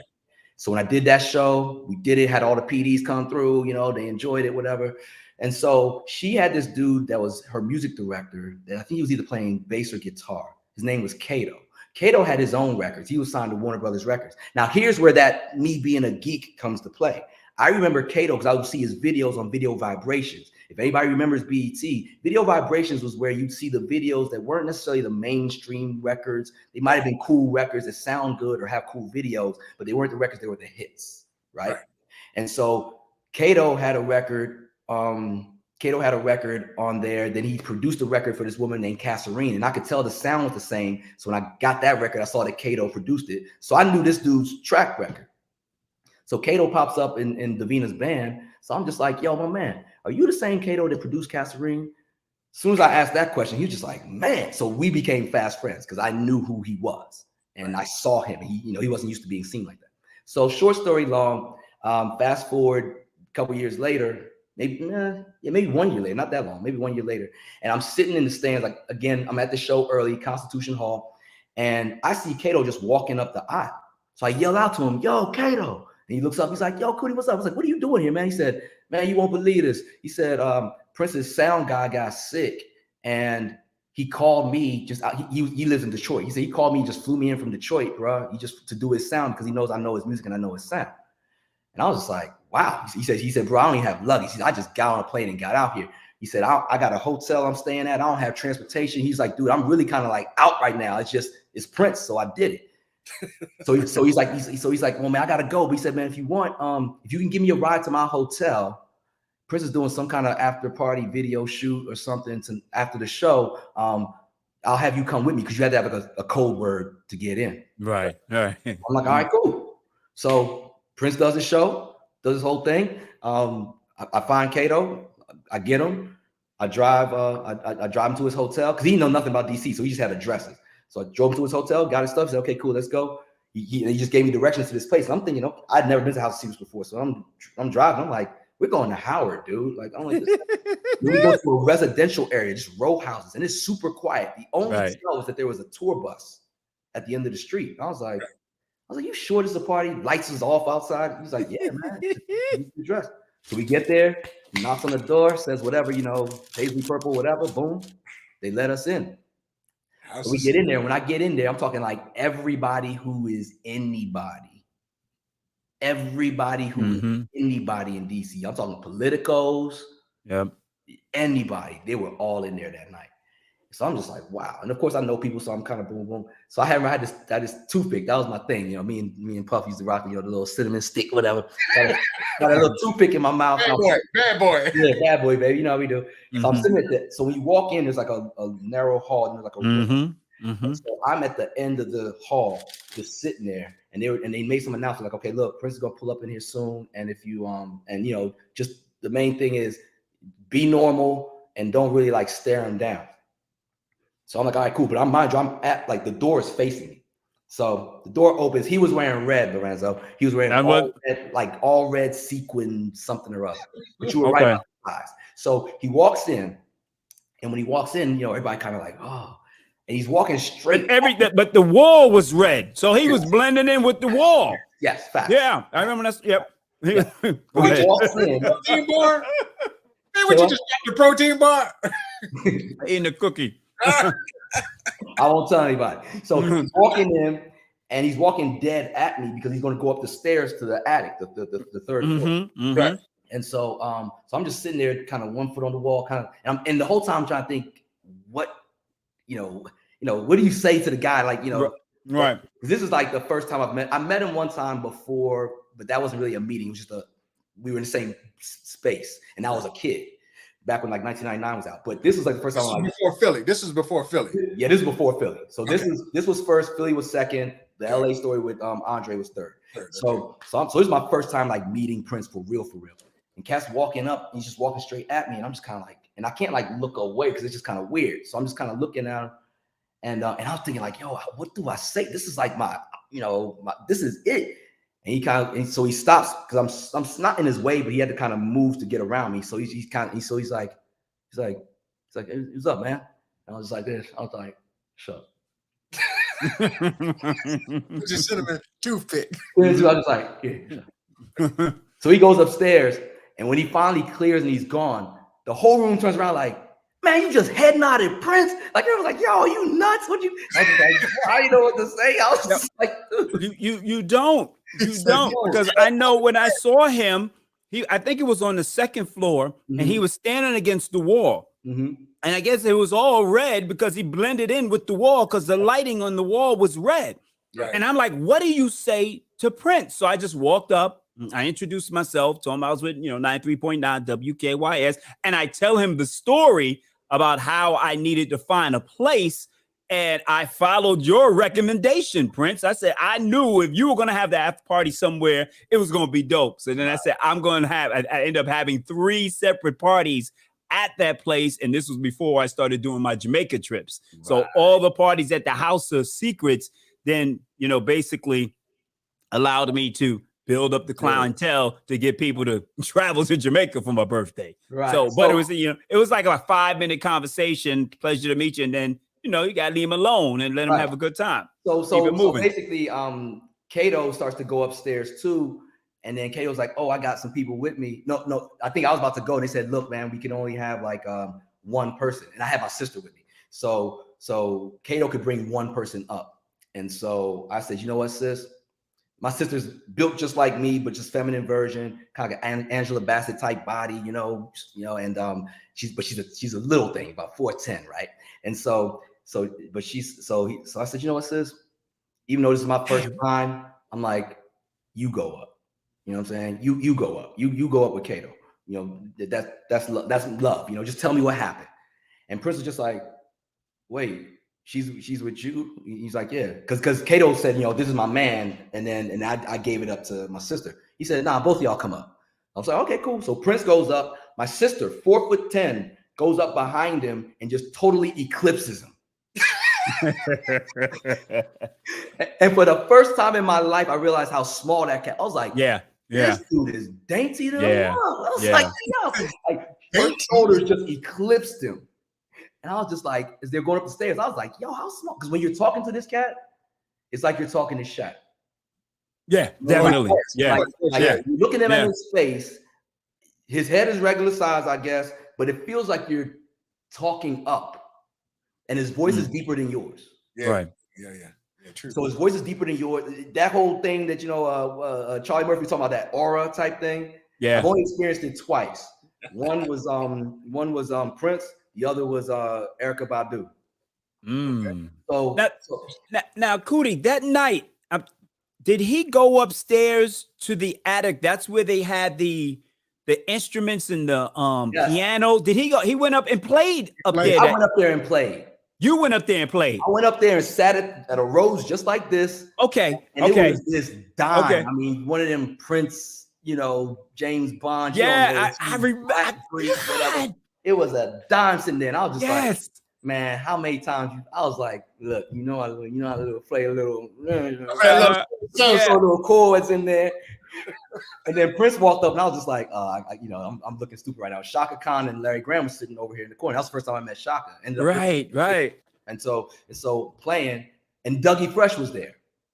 Okay, he was there that night. Dougie Fresh came up because I remember Dougie Fresh came up, and when Dougie Fresh came up, I stopped playing and I started talking, And so me, Prince, and Dougie are talking, and Prince said something like, I think that's when I was like, went to dap him up, and he kind of put a fist. He said, no disrespect, man. He said, but brothers don't know how to shake hands, man. I make money with these hands. Like, I can't have cats just crushing my hands. I was just like, that's a good point. I never thought about that. He just said, right. So then he says, yeah, and he starts talking to Dougie. He says, yeah, I remember the Purple Rain tour, man. We used to rock that 6, man. And again, he's singing the show. I do remember Dougie there. Hip hop, and I'm saying like, and this is Prince. His look then was like, remember the video, Most Beautiful Girl in the World? He had like the Halle Berry haircut and the heavy eye makeup. Like, so this dude is talking. Dainty's on the what is talking about like, Dougie, like Slick Rick, and that was a dope moment. That was a dope moment. And then, like I said, Shaka Khan and Larry Graham were there, and I was just like, everybody was there that night. Yeah, everybody. And I just remember I started hanging out with the owners of the house because I wanted to make sure I locked everything down when I was going to throw my events. But I remember everybody saying, they're having a mini concert upstairs, Lorenzo. I was playing little keys or whatever, and he's like, yo, keep going. I was like, I was like, I remember that. I was like, I don't know about 3 of these joints. I don't get out here and look stupid. It was like, nah, just enough to get their attention, That's crazy. Hey, we're gonna keep this rolling because Kuti and I are talking about, events that we talked about the Gilbert Arenas, right? The wild part though, I don't remember seeing you there. Yeah, I was That's there. How crazy the night was. I don't remember. I don't remember seeing you either. There's so many people who are just like, yo, I was at that joint, or they were furious that they couldn't get in. Like when I bring it up, they're like, are you talking about the Prince party or the Gilbert Arenas party? The Prince party was crazy. I remember Gilbert Arenas, but I was like, the Prince party, like I remember people be mad when I just casually threw out like, oh yeah, I was at this House of Secrets party. They were like, you were there? And I was like, but there was a lot of people mad that they were not there too. Yes, that's what I'm saying. You had to be in the know, but I'm piggybacking. We're kind of going backwards, but let's talk about, and I guess you have some pictures, about the experience because you're sitting there with one of my faves of all time on your shirt, Morris Day. Yes. And I have been on the radio for quite some time, and I had the opportunity. This picture right here that you're looking at is Morris Day and Jerome, and of course, Kuti Mack. But it was an entire week on V103 in Baltimore. Yes. That I had the opportunity to work and do the morning show with Morris Day and Jerome the entire week. Hilarious. Hanging out in the studio with them. And we even did, Kuti, we did a crank phone call to Prince. Yeah. Yeah, we did a crank phone call to Prince at that same time. Did you even record it? Yeah, I got it. I got it. Oh, man. Yeah, I got it. One day and play it. Yeah. I have it. And as much of a fan as I was, of course, of Prince, but of Morris Day and the time and the influence that he just had on my whole persona, my whole swag, my whole approach to just dealing with women and girls. You had to have that walk and jungle love and chili sauce. You know what I mean? You had to know about chili sauce. If the kid can't make it, nobody can. That's right. And just to have that opportunity to, and it, like you said earlier, it's all about, comes down to relationships. Yeah. So having those relationships with you and the record company at the time, we were able to, no pun intended, or maybe a pun was intended, at the time to be able to have that opportunity to work with them for an entire week during the morning show together. What's your memories of that, Kuti? Man, we were clowning. Yeah. Oh my gosh. And just the, they had the chemistry because they, just been doing it forever. So they're like, Laurel and Hardy out there. They just going back and forth with it. And then you and I are cool. And then being super fans. So it was just like we were all meant to be on the air together. I just remember us just cracking jokes every time we would be doing traffic and just come up with some little freestyles over the traffic, honk your horns and flash your lights. And flash your lights. We just made everything funky, man. And, is that where I got that from? That's where it came from. Oh, snap. I remember we did it right there on the That's spot. Crazy. Yeah. That's forever embedded in my head, and I don't remember where I got it from. That's where it came from, man. Wow. And of course they had a blast saying my name, so it was hilarious. So I just remember having so much fun, feeling like I was exactly where I needed to be with who I needed to be with, and it was such a full circle moment, because you go from being a fan a legit fan. Like you paid money and invested time into these people, and then it doesn't always work this way. But that when you get a chance to interact with them at length, they still hold up and they don't disappoint. Right. They don't disappoint the image that you have of them, and they're super cool and super gracious and super humble and super hilarious and stay in character. And I mean, you know, they uplifted the show because they were on it. They added star power to the show. You know, they created moments for us, you know, to share. You know what I mean? So yeah, that I just remember that being the best. Getting up at 3, 4 in the morning to get to Baltimore, like that could ever happen. Yeah. So thank you for sharing the platform too. You know what I'm saying? Because you didn't have to. And that picture right there is taken in front of the bathroom, the men's bathroom, right outside the studio. Right outside the studio. At V103 in Baltimore, which is now, you know, extinct. Yeah. But there were such memories. And what do you remember about, let's say, because I learned something today, because I thought you were already in the music business when you were dating Casey when I was in Norfolk. I thought you were already in the business, and she was telling me about you. And probably because not to be arrogant, but man, dude, music is my thing, man. It's been my thing since I was a shorty. You know, like I said, I was 9 years old going to Prince concerts. You know, dude, like music. I was writing songs when I was 7. So music, you know, I knew that everything, the minutia about music. You know, before you could just Google stuff. I was Shazam. I mean, what's that song that go da da da da da da da? Oh, you talking about, you know, the glamour song. Yeah. I was, and to this day, people still call me, yo, man, who was that artist? Da, da, da, da. Music was my thing. So, but what was it like for you being new in the business to walk into an office to see an Eric, who was a music director at that time? I was an assistant PD and a music director and working at BET doing video vibration. So when you're coming to see either one of us, we had the power to add your songs. Am I lying, E? No, we had a whole lot of power back then. Yeah, and the thing is, all the facts on the wall says that. Yeah, I can say now that, you know, man, the first year and a half, man, I was just flying by the seat of my pants. Right. I didn't, you know, once I left Bad Boy and got my first real paying job at Scottie Bros, you know, I thanked them for the opportunity. I think they put out to me, but I was working like artists like Freddie Jackson, Gerald Alston on their, like, you know, second go round. But the record that really broke and gave me like, okay, this kid might actually be somebody and stick was the Skilo record, I Wish. And so when I gets played today, gets played. Exactly. And so and that's what I'm trying to say. When I'm watching the remake of White Man Can't Jump and Skilo comes on, I'm just like, yo, man, I did that. You know what I mean? So it's like my footprint, my fingerprint. So the fact that it's still there, you know, I'm humbled by that. But what carried me back then, honestly, was just that I just knew a lot about music. So what I could do is come and talk to Eric and say, okay, look, I got this record over here by fill in the blank artist. Look, I'm not even gonna lie to you, right? Like if I was to try to sell you, I'm not gonna try to sell you on this record. Right. But let me tell you what I know. And we'd listen to other people's records. I'd be like, yo, this record right here, boom, boom, that joint's the truth. This right here, that's the truth. And cats would say, oh, this dude, Kuti, no. Let me tell you something. Aaron Maxwell just called me like 3 weeks ago.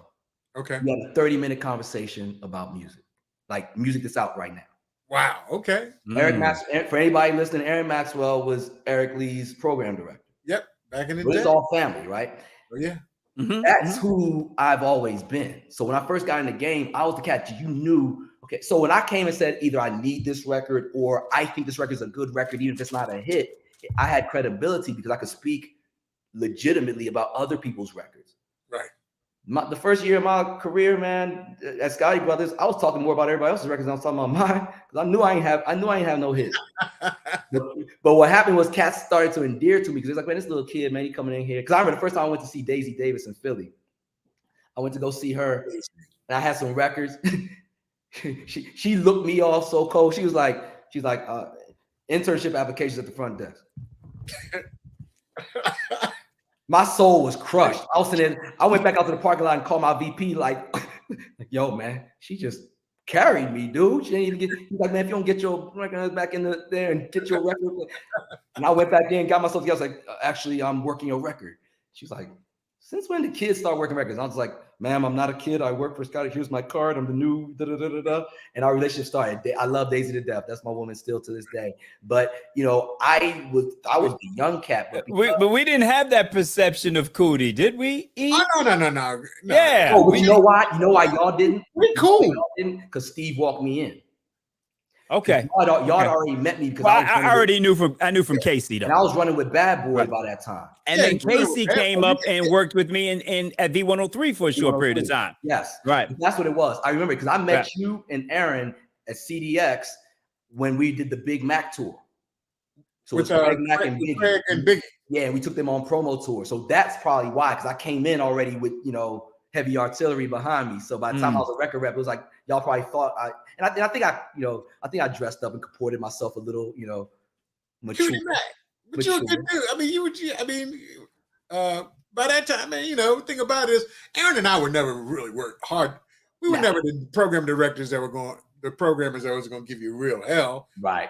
That's true. Y'all, we all the same age, into the same age, young cats. Yeah. We were a fair shot. We like to hang out. We'd hang out, go to, I'm trying to think, what was the spot? Ivory's. Yeah, Ivory's. We had Steve on. We had Steve on about 6 or 7 weeks ago. Oh my God! About that too, love. Because I was about to say in Norfolk it was Silver Shadows, right? Picasso's, and David's Club David's. That was the club with the boxing ring right in the middle of the dance floor. Yeah. I think there may have been the Silver Shadows. I don't remember. It was the Picasso's. I worked Picasso's and the Nile in Hampton. It was Picasso's in Norfolk. Silver Shadows in Baltimore. Okay. That's what it was. Oh yeah. That's where. Oh yeah. Silver Shadows in Baltimore. Oh, Silver Shadows was some fun. Yes. Silver Shadows. We would hang out and get the chance. And, we'd spend a night. Maybe even 2 sometimes, and just kick it. And do regular things. And what I loved about the game back then was it was a lifestyle gig.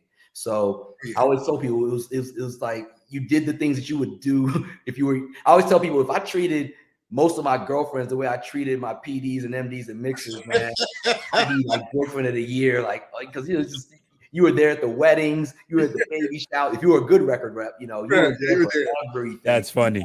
Right. That's funny.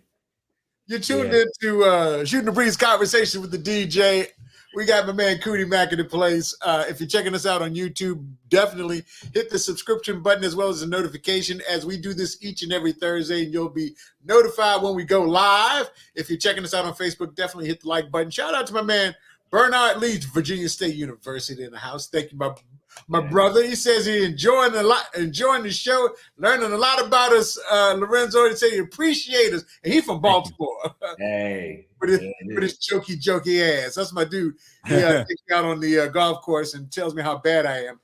Vicken says, "Hey guys, hello, Vicken." So if you get a chance, go ahead, drop that line. And Heart Attack said, when we're talking about how Kuti was so had so much knowledge in the music, into the music. He says, "Yep, that's true." I'm humbled by that. Let's go back to those Bad Boy days because we talked about Big Mac, and let's talk about the NOTORIOUS. Man, the greatest ever. Christopher Wallace, the greatest ever. I remember when we'd go down to Virginia a lot. And matter of fact, that was how I met Jay-Z, but I didn't know Jay-Z. How can I say this delicately? I didn't know him as a rapper. Right. I knew him as one of Big's boys that, we'd come down and, at the time, when you first start making records as an artist, you're not necessarily getting paid yet.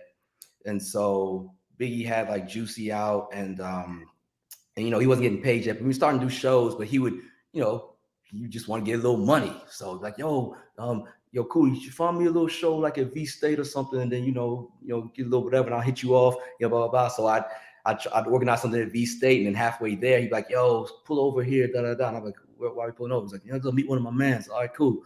Tall, skinny cat, big rope chain, gold tooth, high top fade. I didn't know that was Jay, but it was Jay. I heard about the pounds you got down in Georgetown, and I heard you got half of Virginia on lockdown. So Big would hop out my Civic, go do his thing. Right. And then like he pick me up in like 2-3 hours. I'm like, all right, cool. I'll come back. I'm like, look, man, don't get in no trouble because Puff's gonna kill me. I got you, cool. He come back, caked up. I ain't ask no questions. We go to V-State and then we do a show and then we come back to Richmond and do whatever we had to do in Richmond. So that was how I knew Jay, to be honest. I knew Jay like that way. I was like, oh, so like I remember he started partying up in DC a little bit, and I remember like again, at that point I kind of understood where he was at the time, and then about a year or two later he's making records, but yeah, man, Big, greatest of all time. I remember vividly. Just at that time, you talk about being in the culture. So we're the same age, right? Born almost around the same, just a couple months from each other. And I remember when the album, we got, we'd get advances of the album back then. So we got advance of the album, and I'm playing it. I'm excited about this record. I'm playing it for everybody in the office. And I remember like some of the pop reps and some of the older reps at Arista being like, yeah, it's cool. I'm like, yo, this is a classic. Like this might be like the best thing ever. And they're like, it's another rap album. You know how it does. We put a record out, single before the record. The album's going to drop another single. It'll be gone by, this is like around late summer. It'll be gone by December. I remember arguing like, you were crazy. And I'm saying this to like people who are my seniors, not my peers, people that, my mentors. I'm like, you're nuts. This dude is going to be like it. And I remember them being like, yeah, calm down, kid. Like, this is, you're showing your age right now. Ooh. So when, I think it was when down the line, I think it was One More Chance knocked Michael Jackson out of number one. Okay. On the Billboard chart. And when that happened, that was not too long before this picture was taken. And I remember when I saw him, and that picture was taken, man, we just looked at each other like, yo, man, we did it. You know what I mean? Like, and I remember driving in my Civic and I asked him one time, like, yo, when you get your first like real money, what you gonna get? He said, I'm gonna get my mom a condo in Jersey. He said, what you gonna get? I was driving a Civic at the time. I said, I'm gonna get that Acura Legend Coupe. And you still got it. And I told y'all, I still got that car. And that's why, because that car represents so much to me. Right. That car represents like manifestation, hard work. I'm not trying to stump, but man, I got that car. I paid that joint off in like 8 months. Right. And I never spent a dime of my own on that car. That was all industry money, mileage for the gas and maintenance and insurance. And I paid that joint off in less than a year. You know what I'm saying? That Legend Coupe means everything to me. Okay. Don't ever get in an accident, bro, because they're going to total it. They tried. I got it. They tried. Like, I went to the shop and said, yo, my man, this is what you're going to do for me. Here's what you're going to do. We'll pull this frame. You're going to put the numbers. I will pay you, cat, whatever, but you cannot total this ride. Hey, I just got this, believe it or not, yesterday. And the fact that you said Jay-Z was in Richmond or Big had to catch up with Richmond. This is before he had an opportunity to blow. One of my boys sent this to me. He said, man, you don't remember this? Let me see if I can share it. Let's see if it pop up. Okay, it did pop up. It was 1998. I went to a signing in Virginia. I saw this, yeah. When it all changed. Because I was a businessman the first day. I'm an executive producer on my first album. So I'm just used to it. It's been that way since the beginning. But the minute it changed was in 1998. I went to a record store in Virginia. And I walked in. It was just me and my friends. It was no big deal. So, like I said, man, it sounds outrageous when I say it. Thank you for sharing that, because I've never even seen that. But you know where that was, right? Yeah, I know where that was. Willie's Records and Willie's on Broad Street. Willie's Records and on Broad Street. Come on, man. On Broad Street. That's right. People were out there that day. Yes. So that's what I'm saying, man. Like, I've been there, man. And with Big, I'll say this though, on a sadder note, when he I can't even talk about when he passed, but I remember my mother just supported anything that I did. And so when I would have industry parties or have events, I would just invite her. And, you know, she was older than everybody there. You know, she'd come through, sit in VIP and have a blast. So she met TLC. She met Aaliyah. She met Run DMC. She met Biggie. She heard me talk about Tupac. And I remember, it must have been when Aaliyah died. She would just call me like, you know what? The only thing I don't like about your business is that like all those kids that you introduced me to died. Man, you got me, got the goosebumps again, because I was having this conversation a couple of weeks ago, and we were talking how it's a shame that one of the side effects of being in this industry is death if you're young. Yeah. There's so many people that were taken off this earth way before they should have been. Yeah. People that we've worked with, people that we saw start to grow into blow in the industry, and then they were just snuffed out. Yeah. So I remember her saying that to me. She's like, that's the only thing I don't like about your business, you know, son. She's like, all those people, you introduced me to all those people. Because I remember she talked about Aaliyah, like, how's that little girl doing? How's that little girl with the big face doing? And I'm like, yeah. So then she see the news. She's like, is that your girl? And I was just like, yeah, man. So that was something that, you know, I remember my mother mentioning, and I was just kind of like, wow, I have, you know, seen a lot of people go, you know. Yeah. And so, but yeah, man, Big was the illest. I knew it from the break. You know what I mean? I knew it from just hearing him. I'll tell you this. I remember, so you talk about Casey. So I just saw Casey not too long ago. And she told this story. I forgot all about it. She said she got in the car one time. She's like, yo, what happened to the seat? Because the seat was pushed all the way back, and that joint had a huge dent in it. She's like, yo, who in the world was sitting in this car? You know how she told. And I was just like, and I said, oh man, it's this cat named Big. She was like, well, they got the name right. But he literally put like a dent in the seat. Like you could see his imprint. But he would insist on riding with me so that his crew, Junior Mafia and them, could get the benefits of riding in the ground transpo that they had. So he was saying, I'll ride with Coop, just let everybody, you know, put everybody in the van. So yeah, man, Big was hilarious. I remember one time he was writing, I mean, all this stuff is real. I remember he was just sitting there just writing. I thought he was writing a verse. So I said, yo, I'm looking, but I kind of just looked and I saw just names. So I was like, is that a guest list or something? He says, nah, cool, just trying to keep track of all my hoes. Great face. And I said, man, get out of here. Because I mean, it was a notebook sheet of paper and it had like 3 columns. I was like, man, get out of here. Yeah, it was real. It was, matter of fact, I'm trying to think who was in TAC might remember this. I think this is when Benny was working at Arista. But like, there was this incident. It's sort of in one. I think it's in the Notorious movie, but it happened in Norfolk. They're at the hotel, and Faith. Oh no, that was came through unannounced. That was Richmond at the Holiday Inn. Yeah, came through. I knew it was Virginia. Came through unannounced. That was the night we had. It was the flood zone. It was big. Yeah. Yep. It was big. It was Keith Murray, Rampage. Yep. Keith Murray the first helped me. That was the first time I got maced was with Keith Murray.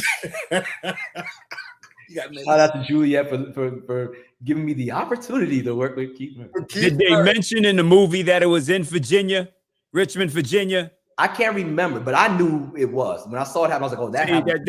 That's the problem that I'm having. they don't give Virginia enough props of what we did. Yeah, we did some breaking hip hop. Oh yeah, Virginia broke. You know, they always, oh yeah, down there in Virginia.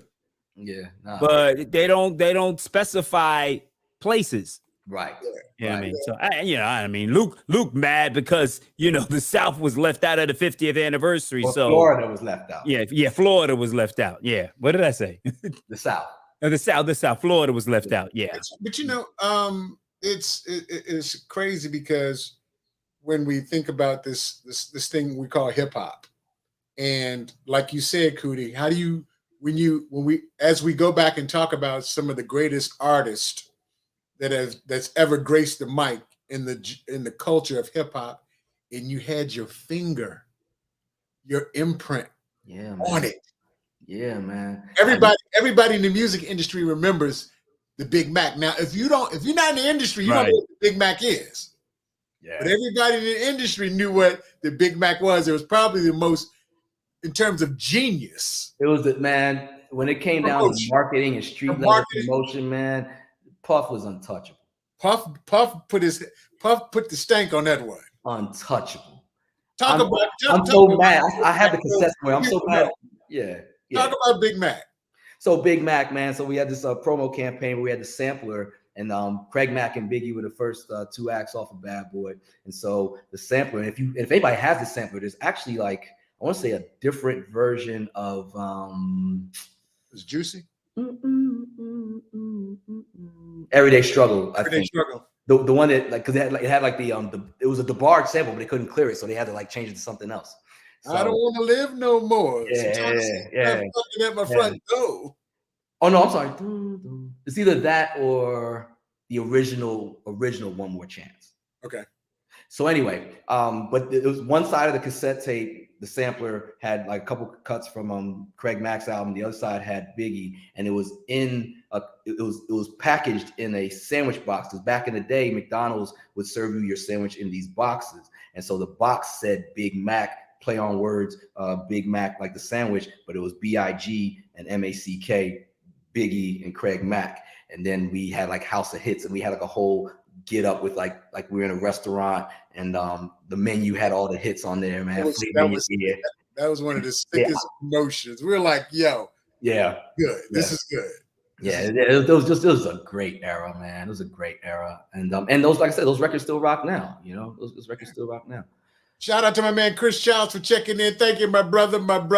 He from the Detroit. So I get a what up, though? He down here in the A, but what up, though?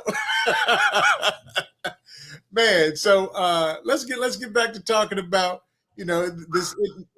Now you're not only now. Listen. I'll get to that in a little later. We did talk about the fact that you ran with Outkast. Outkast, and that's Egypt Sherrod. She's like big time TV, HGTV, real estate realtor, superior out there with her husband making TV shows every other month. Man, that girl's doing great for us for a little while. My man Jim Payne in the back, Champagne Jim Payne. That's my pop counterpart, my brother from another mother, man. That's my dude. I think that was Egypt's birthday actually, and we came through. And then Angie from BMG actually made that hat that's on Andre's head. So that's how close knit we were, man. No pun intended, but it's like, you know, Ray would just, you know, she crocheted that for him, and he's like, all right, cool, I'll rock it, and just rocked it. So shout out to Big Boy. You seen Big Boy's new Cadillac commercial? No. Oh, you gotta see. It's for the new electric SUV they got. It's dope. I gotta check it out. So like, you know, that's Outkast, Stankonia era. Matter of fact, that was the night that I got the note saying that Prince wanted to catch up with us. So here's the quick story there. So Outkast, biggest group in the world at that time. Stankonia's killing them. Miss Jackson's the biggest hit, you know, ever. And we're rocking. We did a tour with the whole Dungeon family. So it was Outkast, Goody Mob, Slim Cutter Calhoun was in that picture right there. Joy, 5 Deuce 4 Trey. What's his name? Like 5 Deuce 4. Mac Bone or something like that. But this dude, he did 5 Deuce 4 Trey. You know, it was just a bunch of us, right? 3 tour buses worth. So Dre had his own bus. Big Boy had his own bus because Dre stopped smoking and Big Boy didn't. And everybody else was on the last tour bus. So I got to manage 3 tour buses with the help of Big Jim, right? We're on the Stankonia tour, album of the year. And Prince is playing at the Patriot Center, which is a DC venue, but really more so in Northern Virginia, deep Northern Virginia. Right. So we get a note saying that at our in-store that Prince wants us to come to this after party. So I'm really excited trying to make it happen. If you thought Dre was nonchalant when he was in LA, Dre was just like, bro, and mind, I get this word in the middle of the day. So I'm trying to plant the seeds, but like Dre's kind of like, you know, I'm tired, been on tour. He was kind of over it, to be honest, just touring and all that stuff. So he's like, I don't know. Big Boy's kind of like, we'll see. And I'm like, we'll see. So I start planting the seed in everybody else's ears. So I go to CeeLo. Yo, man, Prince want to hang out tonight. He's in town. Oh, word. I go to Timo. I go to Big Gip. I go to Joy. I'm like, I get them all excited. So finally, it kind of sounds like everybody's buzzing about wanting to see Prince. So I'm like, this is going to be amazing. Like, I got this whole mosse of Atlanta's finest, right, led by Outkast and Goody Mob. And I'm going to have them at the Prince party. Like, we going to kill this. So I'm like excited, right? And so we start to go. So I get one tour bus ready. They're taking their time, but we did perform. So I mean, I have to give them. Actually, I got that backwards. We were the ones in Virginia at the Patriot Center. Prince was in DC. Okay. And so we come back because I remember it was a long trip back. So then we get back, get everybody tidy up. Let's get real quick. We'll go to this club. So we go to the club. I convinced them. We go to the club. We get there. Of course, Prince isn't there, but everybody else is. So in the VIP section was kind of big. A lot of BT was heavy there. I don't know if Greg was there or not, but I remember Gloria Nodden was there. And so shout out to Glow. Yeah, shout out to Glow. And then like Serena Williams, she was there. Somebody else who maybe had done video soul that night was there. So a couple people were there. I remember Serena vividly because I had never met her before. But when we pull up, we're basically the biggest stars in the building because Outkast is hot like right now, and it's Outkast, Goody Mob. So when we pull up, everybody's kind of looking at us, but they are not there to be ogled at. They're there to meet Prince. So we're kind of sitting there, and like I told you what happened in Philly. We sitting there, and it's like 11 o'clock, 12 o'clock. And mind you, we're on tour, so we got another date to do. We got to roll in the morning. It's like 12:30, and at 1 o'clock, Big Boy steps and goes, "Hey, look, man, if Prince wanted," he said, "Hey, Kuti, where's the strip club? Prince want to see me. You're going to see me in the strip club." And just walks out. Now, if he walks out, we only got one bus. If he walks, and at first I was going to be like, bye. But I couldn't do that, right? So Big's like, I'm out. Prince want to see us. He got to see us at the strip club. We gone. And so everybody just gets on. I'm like, no, he might come in any minute. I don't know, But they left. So he's like, where's the strip club? So I take him to the Penthouse on Georgia Avenue. And so I got the whole Dungeon family Penthouse eating chicken wings. I'm mad. I'm hot as fish grease, man. But we left the party. We never met Prince. And I remember thinking, man, that was a blown opportunity. So full circle when I'm with Dre a couple of years later and we're at the Sky Bar in Mondrian, that was like I'm not letting this. When Dre was being all nonchalant, I was like, you're not gonna do this to me twice. I was like, so. Right. But yeah, so that was the first Prince story, but it didn't really happen. So we ended up kind of being the juice in the club until we left because Prince hadn't gotten there yet, and Outkast was like on fire at the time, and we were on tour. Yeah, man. So let's talk about, we're still talking a little bit of hip hop. Okay. And I guess where it happened, where Luke said he was a little upset because the South, Florida didn't get represented. Mm-hmm. The gentleman that I'm about to put on here now, is arguably one of the biggest selling hip hop artists ever, but because he wasn't so hardcore, he was more pop. He don't get his propers. Ha! Don't hurt him, Hammer. Don't hurt him, Hammer. And where the hell you get the kilt from, dude? So I was born in Glasgow, Scotland. No, I thought you were. So hold on, you're from the motherland, right? So yeah. So technically, yes. So my father's Nigerian. My father's the Kuti. Right. The Fela Kuti, that whole nine. Like that's music royalties. In our lineage. My dad used to babysit him, as a matter of fact. So, and my mother's of Nigerian descent too, but Nigeria used to be a British colony up until like the 60s. And so there's a lot of like Nigerians in England, and my mother's family, a lot of my mother's family is over there. So she was in nursing school in Glasgow. I was born in Glasgow, then we moved to London. So you literally. I came to the United States with a British accent. I came to the United States with a British accent. Really? Yes. I lost it when I was like 7. Okay. Whatever accent you have when you're 12, that's the accent you're going to have. Okay. So that kilt I got in Scotland because I was born in Scotland. That's like legit kilt. So is that you? So is that your citizenship? Were you a citizen? I'm British. So I'm a British citizen. I became a U.S. citizen in 2001, like right around 9/11. Really? So the whole time we've been hanging, you knew me. I was British, bro. I was British the whole time. I was British the whole time. I just came back from London. I was in London like a week and a half. I know, because you hit me up and you was like, "Yeah, I got my." Yeah, that's right. Yeah, you hit me right before right now. Yeah. So that's the thing. I was visiting family. Yeah. Yes, that's the So, crib. so let's talk about Hammer, man. Yeah. Oh, so that night was Obama's inauguration party. Oh, really? So I'm like, you know what? If I'm gonna rock this kilt in the States, I'm rocking it at this joint. At the Obama party. I pull up to the Obama inaugural party with the kilt on, and there were two other cats in there with kilts.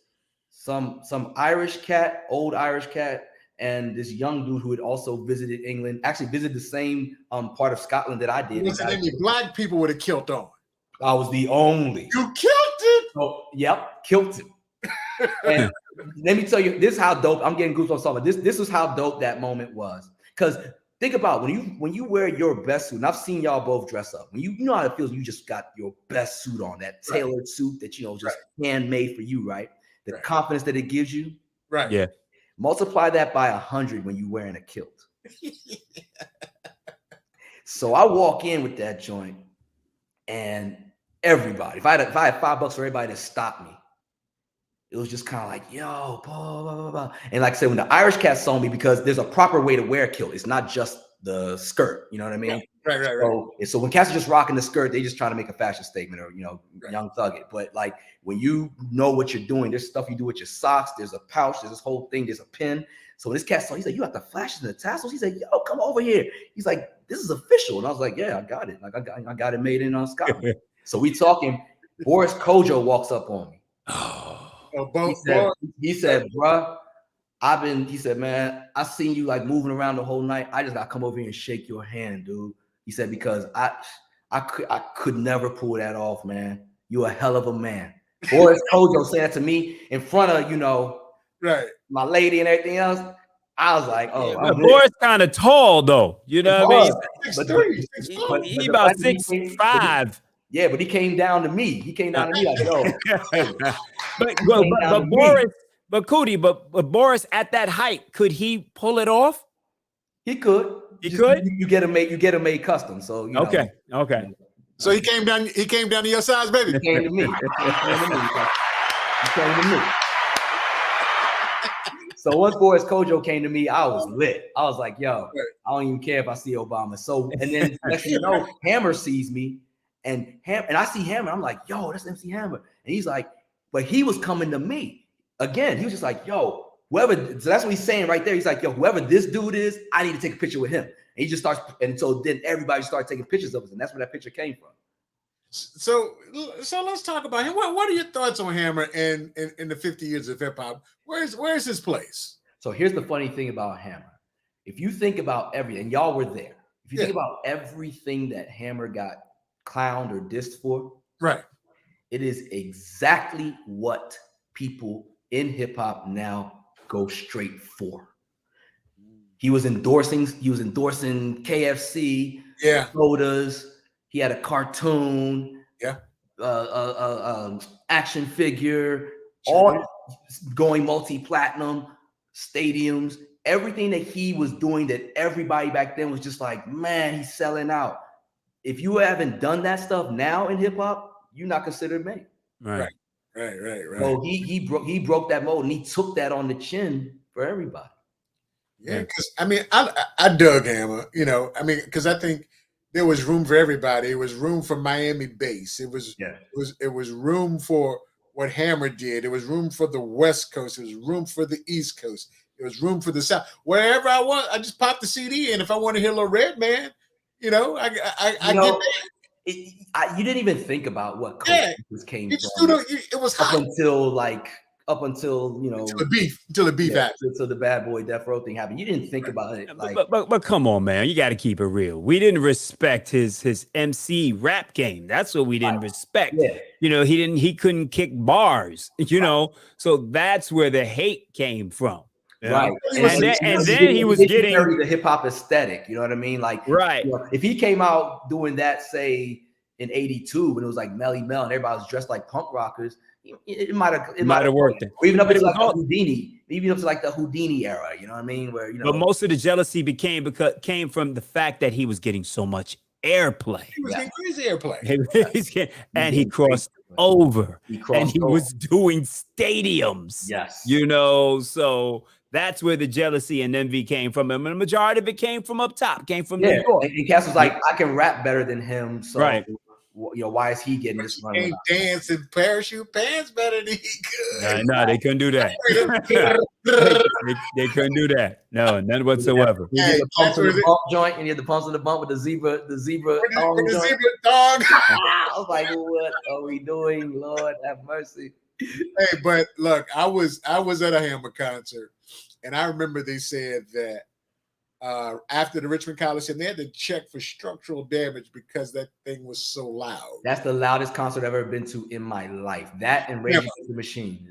He had speakers stacked on top of speakers, stacked on top of speakers, stacked on top of speakers. That was the loudest concert I had ever. He was opening, if I'm not mistaken, for Boyz II Men. The concert you're talking about, E, was that the In Vogue concert? That's the In Vogue concert. In Vogue concert. I think In Vogue probably opened. I mean, hip hop was opening. Hip hop was opening for R&B back then. Say it again. Hip hop was opening. No, not for Hammer's tour. Not for Hammer. This is too legit. The Too Legit. Oh, that's Too Legit. I'm thinking back when like Can't Touch This out. Are you talking about? Don't Hurt Him. Don't Hurt Him, Hammer. Yeah, that was before. All odds against me. Yeah, so I think Hammer has his place in he has his place, man, because what he got knocked for was like Lorenzo said, he wasn't a rapper per se, he's more an entertainer, but he was an entertainer, and they said he wasn't hood enough, but from what I know, Hammer was his whole Hammer was real hood. His brother, man. Yeah, I hung out with his brother. Yeah, and think about it like this: when he's doing Pumps in the Bump, he was rocking with Suge and them. Yeah, and there ain't no stories about him hanging out Suge hanging him out the window. No, because his brothers was no joke. His brothers, no sir. Brothers were no joke. No sir. Yeah, so there's some story out there where he pulled up on some other rapper out there on the West Coast. Okay, glad you said that. Search. I used to work with Search. Search too. I've heard Search tell that story. Search. I think the best storytellers in hip hop gotta be Fat Joe and MC Search, man. Those two cats tell us. Have you seen the new one with Search talking about Jay-Z and what was he saying? Oh, he's talking about the whole Nas and Searchlight Publishing. Yeah, he says Jay made it sound like Nas is paying him, but really Jay is paying Nas. I don't think that's what he was saying. I think that. What do you think? So what Search? God bless. I worked. Search was in there, dude. Hey, we all know Search. We all know Search. My man. We all know. But what I'm saying is, working at the radio station. He was working at the radio station that you're on, Lorenzo. Yeah, I know. Down at Star. I know. I mean, we all know Search. Yeah. So Search. One thing, Search has his fingerprints on a lot of stuff in the game. And so, and he was a smart dude. So he was an enterprising dude. So third base. What I think Jay was always acknowledging was that, he's like, I'm not paying you, I'm paying the publisher. Like, no, you you don't have one up on me because I used that line. I went to the pub, I paid Searchlight Publishing. Yeah. But Search is a Nas guy because he was part of Nas getting signed. So when you start, so that's the whole thing.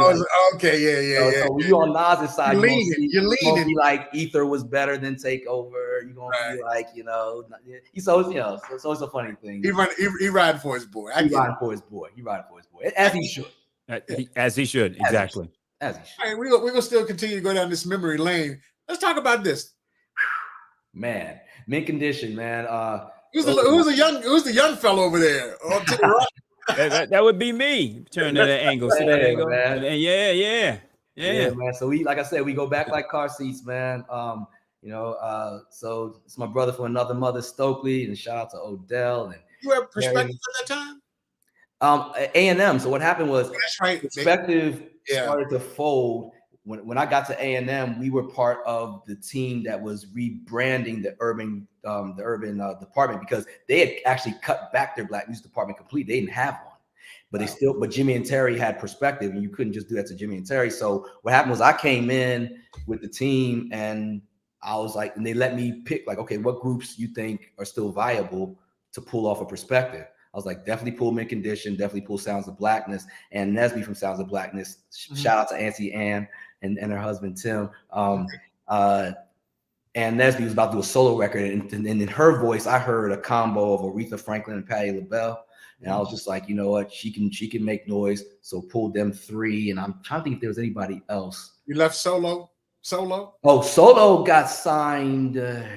Solo got signed by Jimmy and Terry. Okay. And after my squad left and the new A&M team came, and Stephanie Lopez, who I mentioned before with the whole Prince story, I think she was part of that squad. Okay. They worked solo. I didn't work solo. Okay.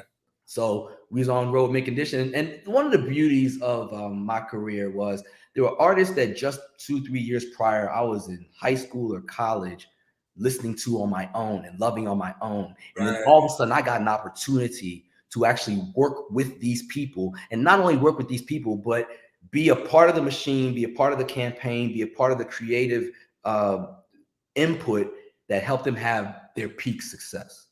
So Mint Condition's biggest single and biggest album was that one, Definition of a Band, What Kind of Man Would I Be? Platinum single, gold album.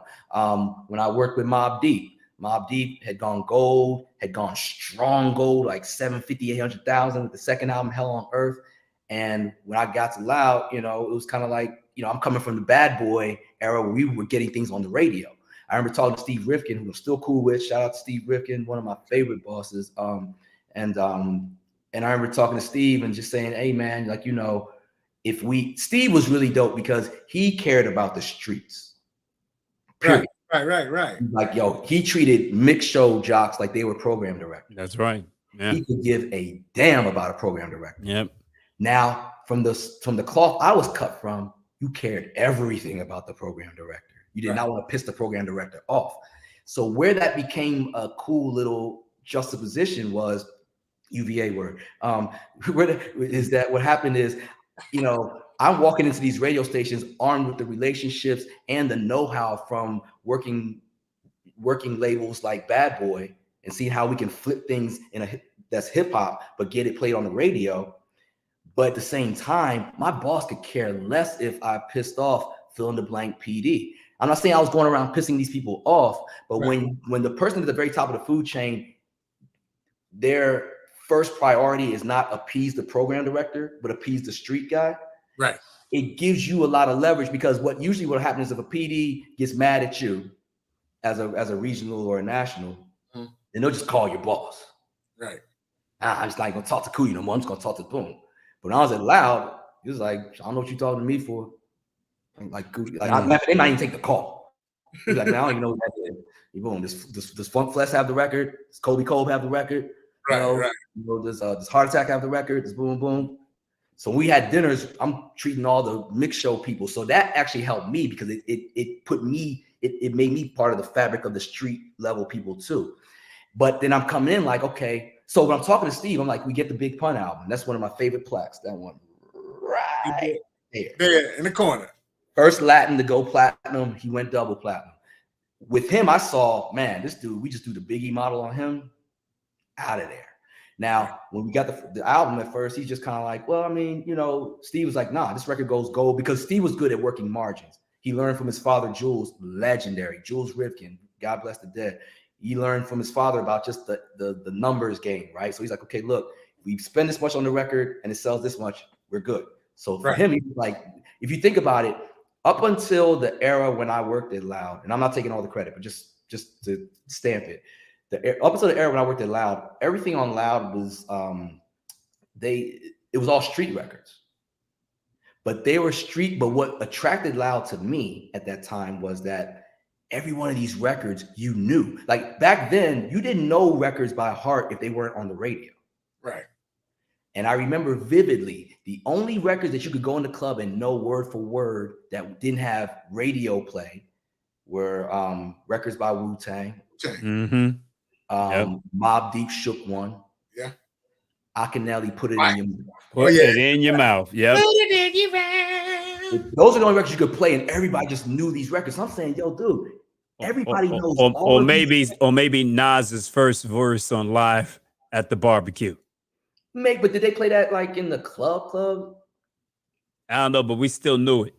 Okay, fair enough. I'm talking like being in the club where you just the masses. The streets knew that. Yeah, being in the club and the masses are in there and the record runs. It had to be something that was getting played on the radio. So I'm talking to Steve. I'm like, yo, man, if we get these records on the radio, all these 500 and 800,000 units sold are going to be like 1 million, 1.5. And I'm talking cash because I'm at this point, I'm at the peak of my promo superpowers. And he didn't know me, really. You know what I mean? So it's funny, because even Gio Bibbins, who brought me on. Gio!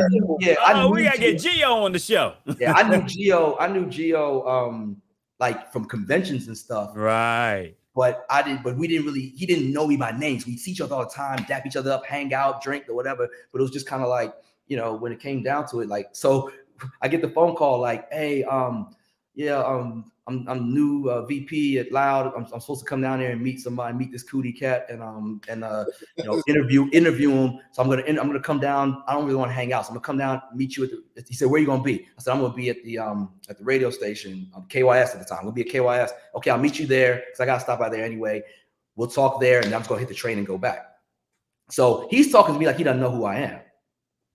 And I knew who he was, but I didn't realize he didn't know me by name. So he's just talking to me. So I'm like, okay, cool. So we're walking, and we crossed each other in the hall. And I was like, Gio. And he's just like, hey, what's up, man? He hugs me up. He's like, what's up, man? What you doing here, man? I said, I'm working here, man. I said, you supposed to, because I was working for a different label at the time.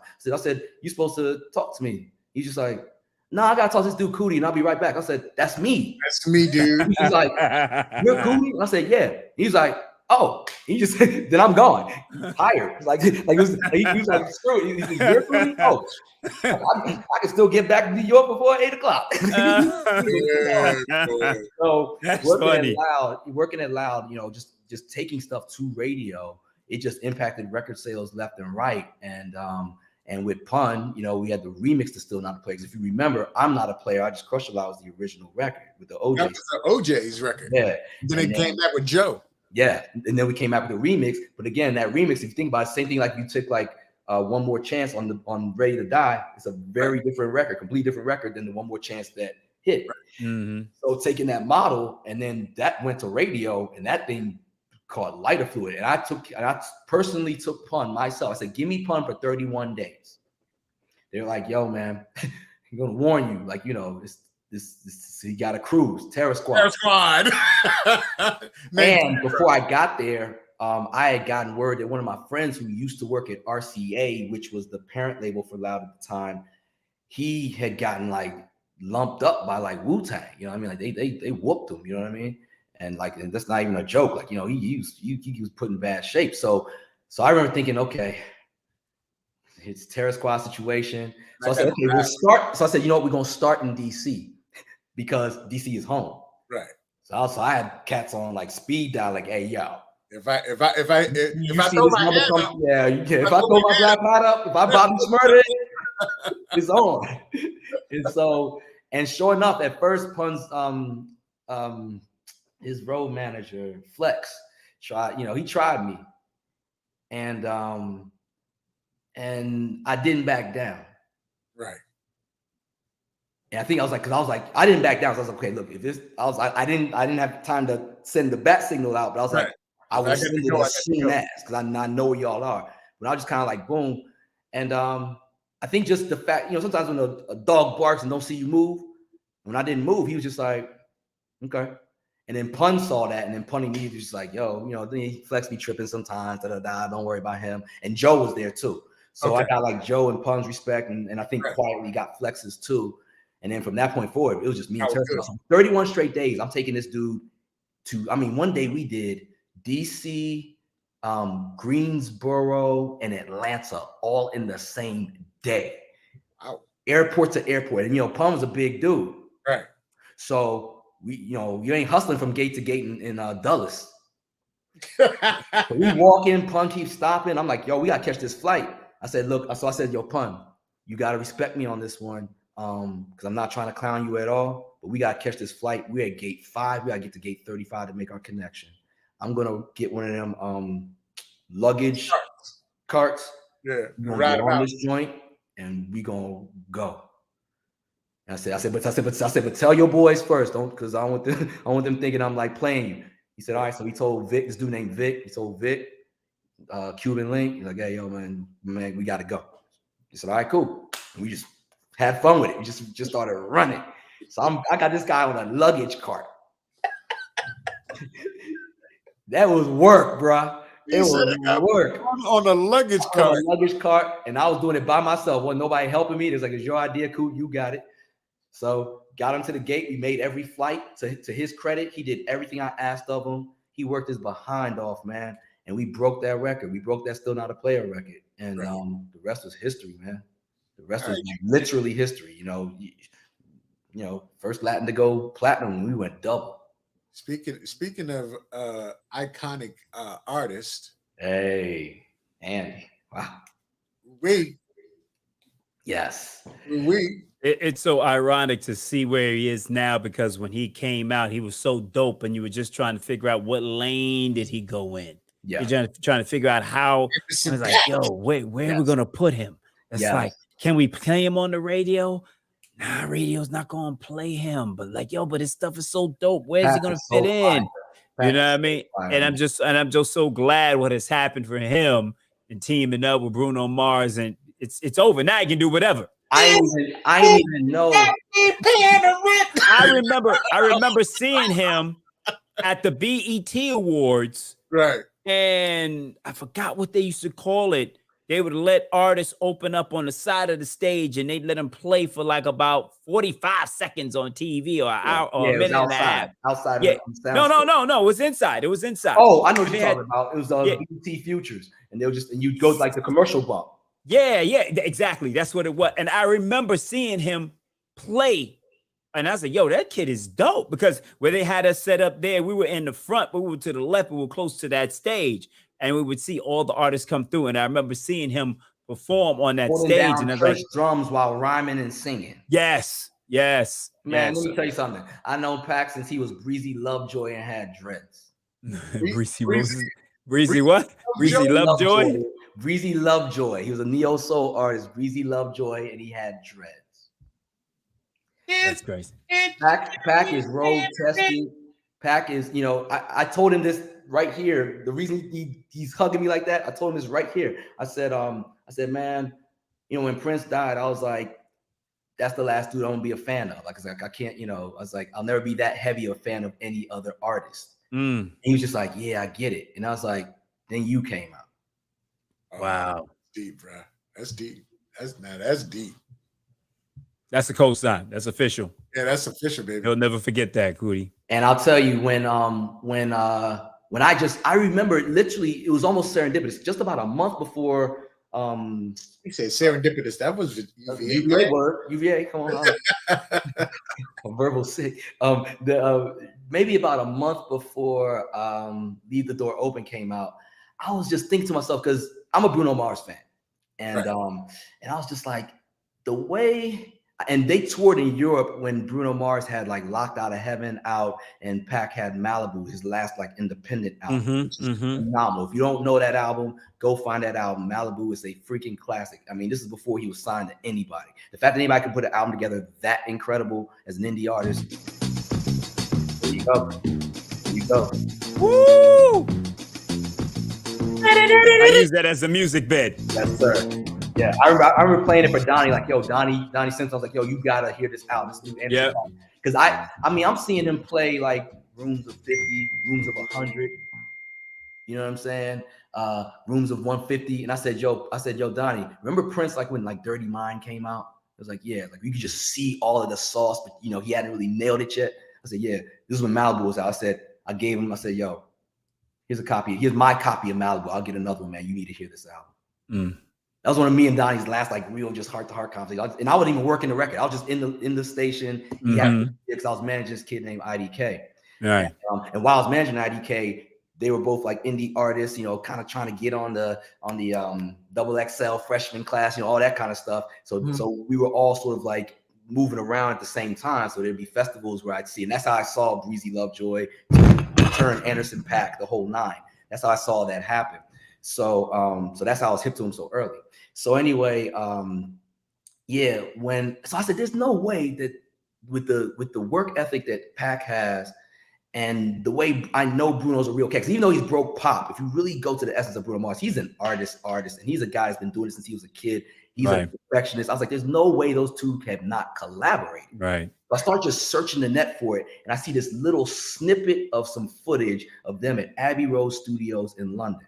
And I'm like, okay, there's no way these dudes were in a studio in London and there's nothing to show for it. Right. They were working on some Nile Rodgers Chic record or something, right? Oh, okay. So, yeah, just random. But again, see all that little meta stuff I just gave you. That's the way I always talk. That's how I got my gig at Arista. So anyway, so I start looking. So I start combing through the credits of Pac's Oxnard album, and my favorite song on there. I looked at the credits, and it had this something Hernandez is one of the co-writers. Hernandez is Bruno Mars's government name. So his credit on there was not Bruno Mars. It was his government name. And I said, I knew it. So I said, there's no way they can only have just one record. Right. And so I'm talking to my best friend about it, Reg. I'm just like, yo, this is crazy. Like, there's no way my two favorite artists, there's no way they have not recorded. And I'm talking like literally 2-3 weeks later, Leave the Door Open came. And and all I needed to hear was that Bruno Mars and Anderson .Paak were in the studio. And I was like, I don't even need to hear the record. It's going to be the best thing you ever heard. I said it to everybody. They've saved R&B. And that record killed. Yeah.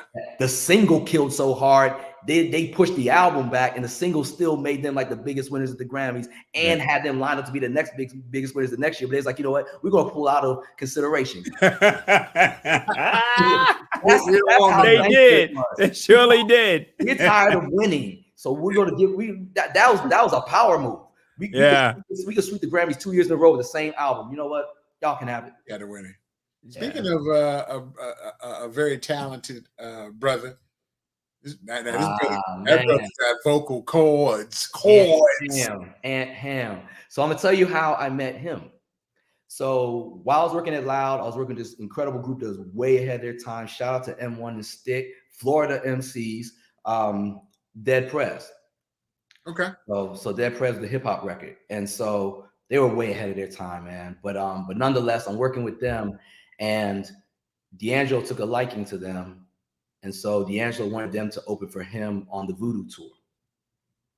So then I was on the Voodoo tour with them. D'Angelo had some background singers with him. And one was Shelby Johnson.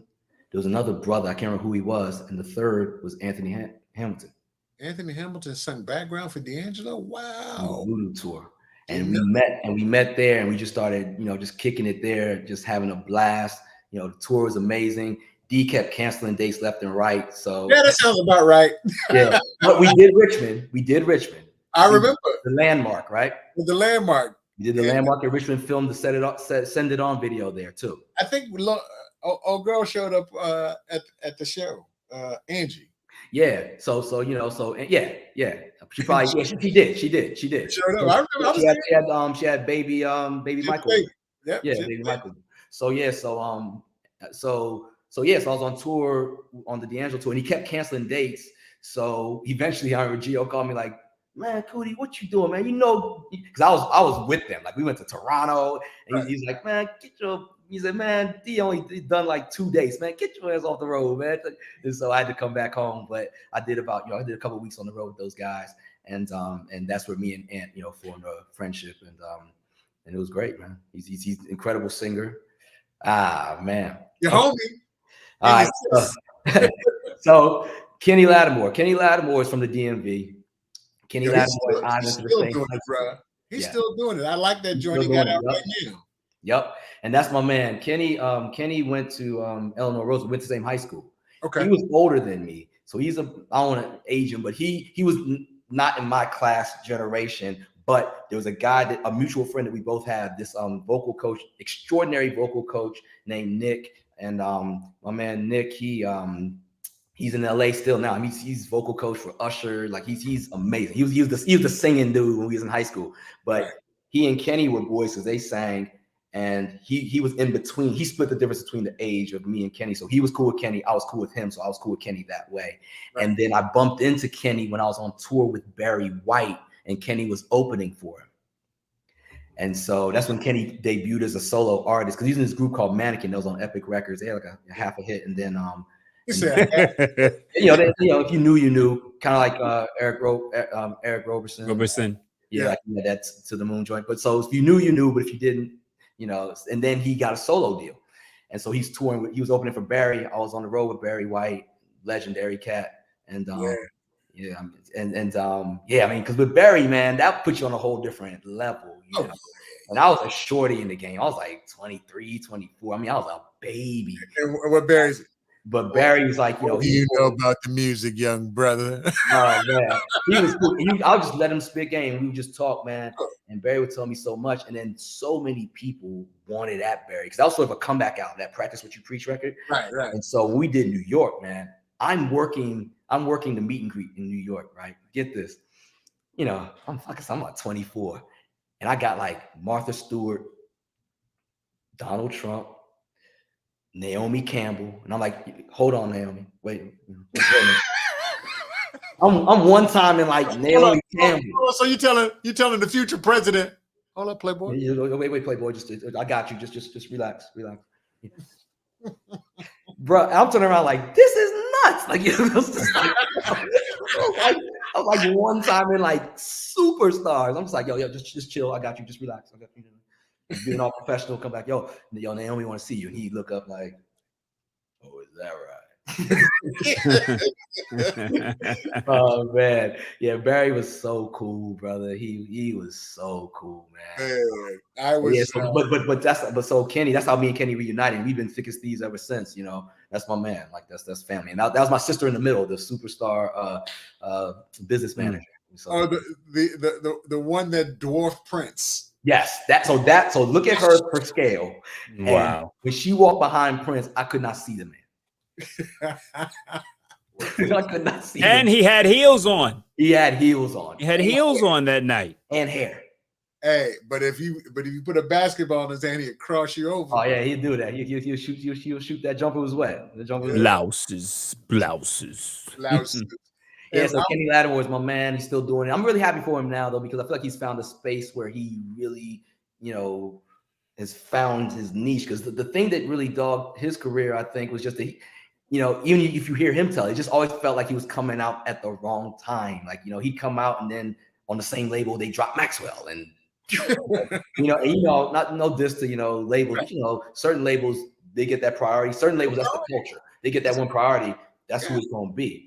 And I think I can say this without feeling like I'm saying anything bad, but like the culture at Columbia Records for the longest time would be, okay, we got the artist, the heritage artist, that's just the cash cow. You got the artist we're trying to break. And then if one of these new cats sticks on the wall, we'll do something with that too. Right. And once they get a lead dog that's running, like whether it was Destiny's Child, it's going to be Destiny's Child. If it was Beyonce, it's going to be Beyonce. If it was Maxwell, it's going to be Maxwell. So once they get that lead dog, you just get whatever's, you just get whatever's left on the table at the day. Mariah gonna get hers because it might have been at the time her husband was the president. So but Kuti, you don't think it had anything to do with? I mean, Kenny came out with that smash. Yeah, and it was Never Too Busy was a legit record. Then he came with For You, which is also written by an Eleanor Roosevelt alumnus, and and For You was. It's still a wedding song. Right. It's one of the biggest, wedding songs ever. But I think that's why he felt like, dude, it's not like I'm coming with bricks. Like, right. I think it's hard to top that. Yeah. So why am I getting like Maxwell's leftover outfit for my video? I got records too. So, did getting married and have any roadblocks in Did he lose his sexiness when girls felt as though that they couldn't marry him now? Well, he wasn't married then, though. He didn't marry, like, Shantae was the first one. He didn't marry Shantae till down the line. And I was actually, by that time, we had signed him at Arista. And so I did get a chance to work with him. Matter of fact, my sister and your girl Kay, I got them in the video, the weekend video. If you blink, you'll see them. So, okay. I remember that, and I don't want to say too much because everybody's still alive and everything. Still alive, yeah. Right. But I will say this. I remember the church that everybody goes to out there. There's this one church, Faithful Central, where you'll go in there, you'll see everybody. You know what I mean? DC? It's like no, it's in LA. In LA, okay. And so you'd see BBD would be up in there. Comedians, like everybody's up there. So I remember me and Kenny was sitting there in church, and he looks and I look over and I saw Shantae. This was before they got married. And he's just like, yeah, man, think we start talking. And I said, boy, that woman gonna eat you alive, man. I was like, you better chill. And sure enough, it happened. And I was just like, wow. So what do I know? Yeah, but what was crazy is Shantae performed a couple of weeks ago here, but the night before Kenny was in town, the very night before. She's not married to Stephen Hill, right? Yeah, Steve was with her. Steve came in because I saw Kenny the night before at the amphitheater. And then the next night, Shantae was there. And I wanted to say, who was here last night? Right now, I didn't say it, but man, the industry, man, it's a tight knit, man. Yeah. I got all kinds of stories about like paths like that crossing, and it is what it is, man. And she's kind of attracted to different type of cats because she was also with Kadeem. Yeah. You know what I mean? So Kadeem Hardison. So they kind of. And those are the ones she married. Right. So I mean, she has a taste, and that's what she likes. So Kenny did have a chance, but I didn't know at the time. I was like, man, I just saw her as like that's Shantae Moore. I was like, bro, you bugging. You ain't pulling that. She's a man eater. He did. I mean, and I remember 9/11. When 9/11 happened, they were in New York, and they were sort of stuck. And so I don't know what it was that got us talking. But he's like, man, I think we're going to like drive or take a train down to DC, man. Is it cool if we like just kind of crash somewhere? And I was at my mother's crib visiting my mother, and they came through. So I remember like one of my boys came, and he's just like, yo, is that Shantae Moore in your house? Because he's with Kenny. He's like, yo, is that Shantae Moore? Because it's like they were just dating, you know what I mean? Right. He was like, yo. So next thing he's texting like some of my other boys. So also my boys just start pulling up to my mother's house. I was like, bro, what you doing? He's like, Cody, what you doing, man? I just came by to say hello. Like, Shantae Moore. He's like, yo, you got some milk, Miss Kuti? Like, it was hilarious. I was like, I started turning people away. Like, yo, I gotta get out of here. Like, just no. That's crazy. Yeah, so that was really funny. So Kuti, when's the book, man? When's the book coming? Oh man, that's a really great question. Because you got some great stories. I do. And I didn't even tell half of them. Right. Loud Records in his own. And all of these are cool. You know what I mean? That you've told, right? Yeah, that's because it's not even about scandal, man. Like, it was a really good time. And I'll say this, man. I'm saying this as a mouthpiece, but man, one of the prelim questions, if I may give people a glimpse behind the Oz curtain with you guys, y'all asked me about, if I had any regrets. And, I said, I don't do regrets. I look back. I learned, or I use that as experience to fuel me going forward. But the one thing that I just think overall I think is regretful is that there are so many. I mean, I try to shout as many people as I could as they came to mind, but there's so many promotion people who are the lifeblood or were the lifeblood, especially in these classic eras that are still carrying a lot of people's careers to this day. Mm-hmm. And these people go by unsung all the time. And so, the only times they don't is if they maybe become a higher level executive, but at that point, they're not getting props for what they did. They're getting props for being this higher level executive. But there are promo people who are the foot soldiers, who are booking choppers at a moment's notice, who are,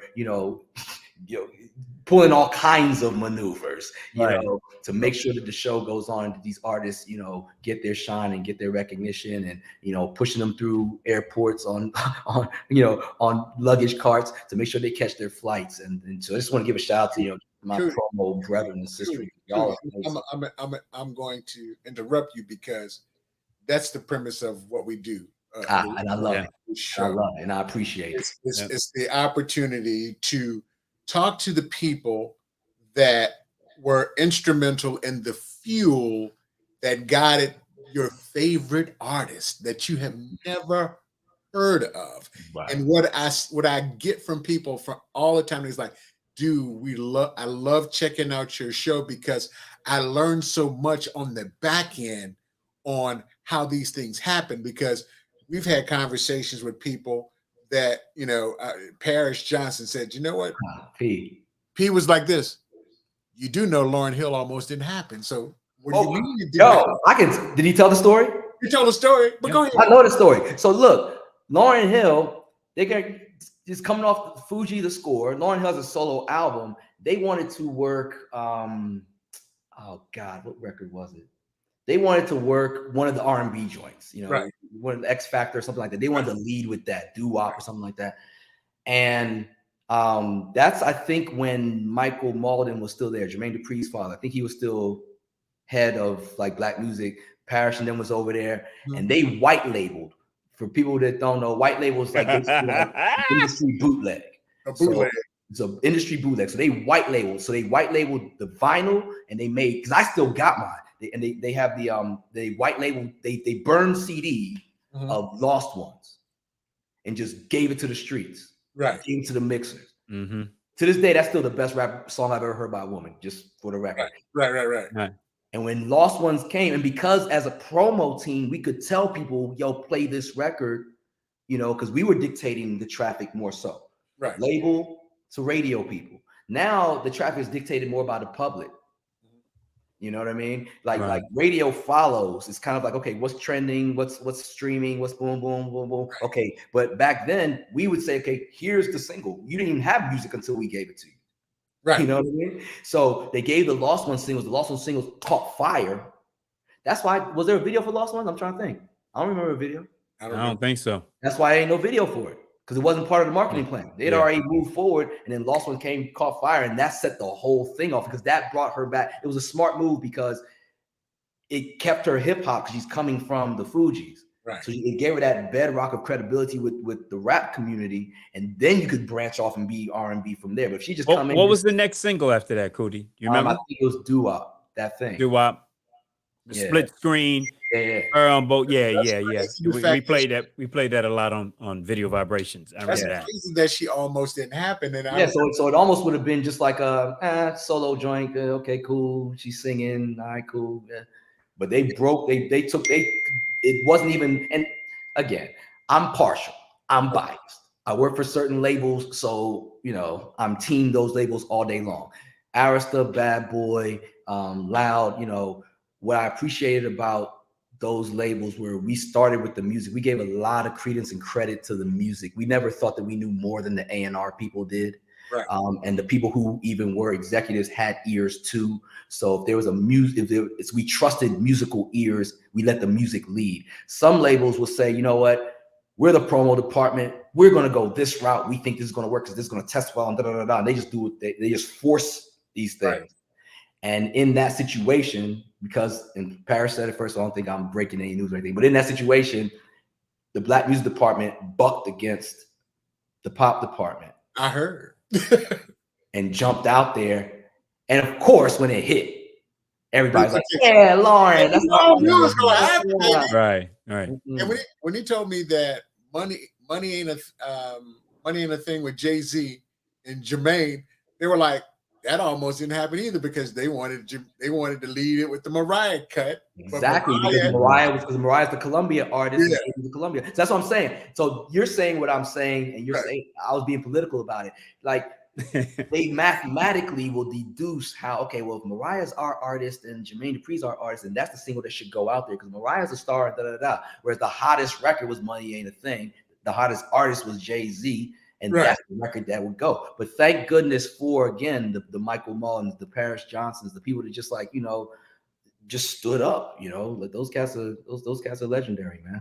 Do you remember any time where radio forced you to release a single first? You may have had something designed to be the first single, but radio or the mix show DJs jumped on this and be like, oh, we got to go with this now because radio got this bubbling, or this is popping in the clubs now, so we got to change gears. Yeah, I've seen it happen. I've been fortunate in that it didn't happen to me. Mm-hmm. Usually, I've had a situation where it's like in-house we have a single, and then I would say, well, no, actually, everybody play this, and because I had good standing and good favor, and people trusted my ear. You know, I come to Aaron, I go to KJ, I come to you. I say, hey, man, play this record. Street, you know, what's up, Street? You know, go to Street, yo, play this record. And they play it, and they wouldn't let them down because it's a good record. And then I get enough spins going to where I can say, okay, look, we've got a story here. We need to spread it. Can you remember anything specific? Can you remember anything specific? Off the top? A specific one. I mean, we are going back a long time. Outkast. Yeah, so Outkast, the first single off of Stankonia was Bombs Over Baghdad, which is an amazing record, but we didn't have the video first. If we had left with the video and went straight to MTV, that was my recommendation. But you know, they weren't listening to me, because they weren't listening to me for good reason. Everybody in their position at Arista was like the king of what they did or the queen of what they did. So I came in there talking like, hey, you know, we should do this, that, and then. Like, look, my man, you handle the Mid-Atlantic. That's what you do. You know, like you are a DJ, you play records. Like, you know, like they was like, look, man, I ain't hearing all that stuff. But I was like, nah, if we got a video, we should take the video, because the video was so amazing. Now the beauty of it ends up becoming a cult record. So now that record still has legs and life.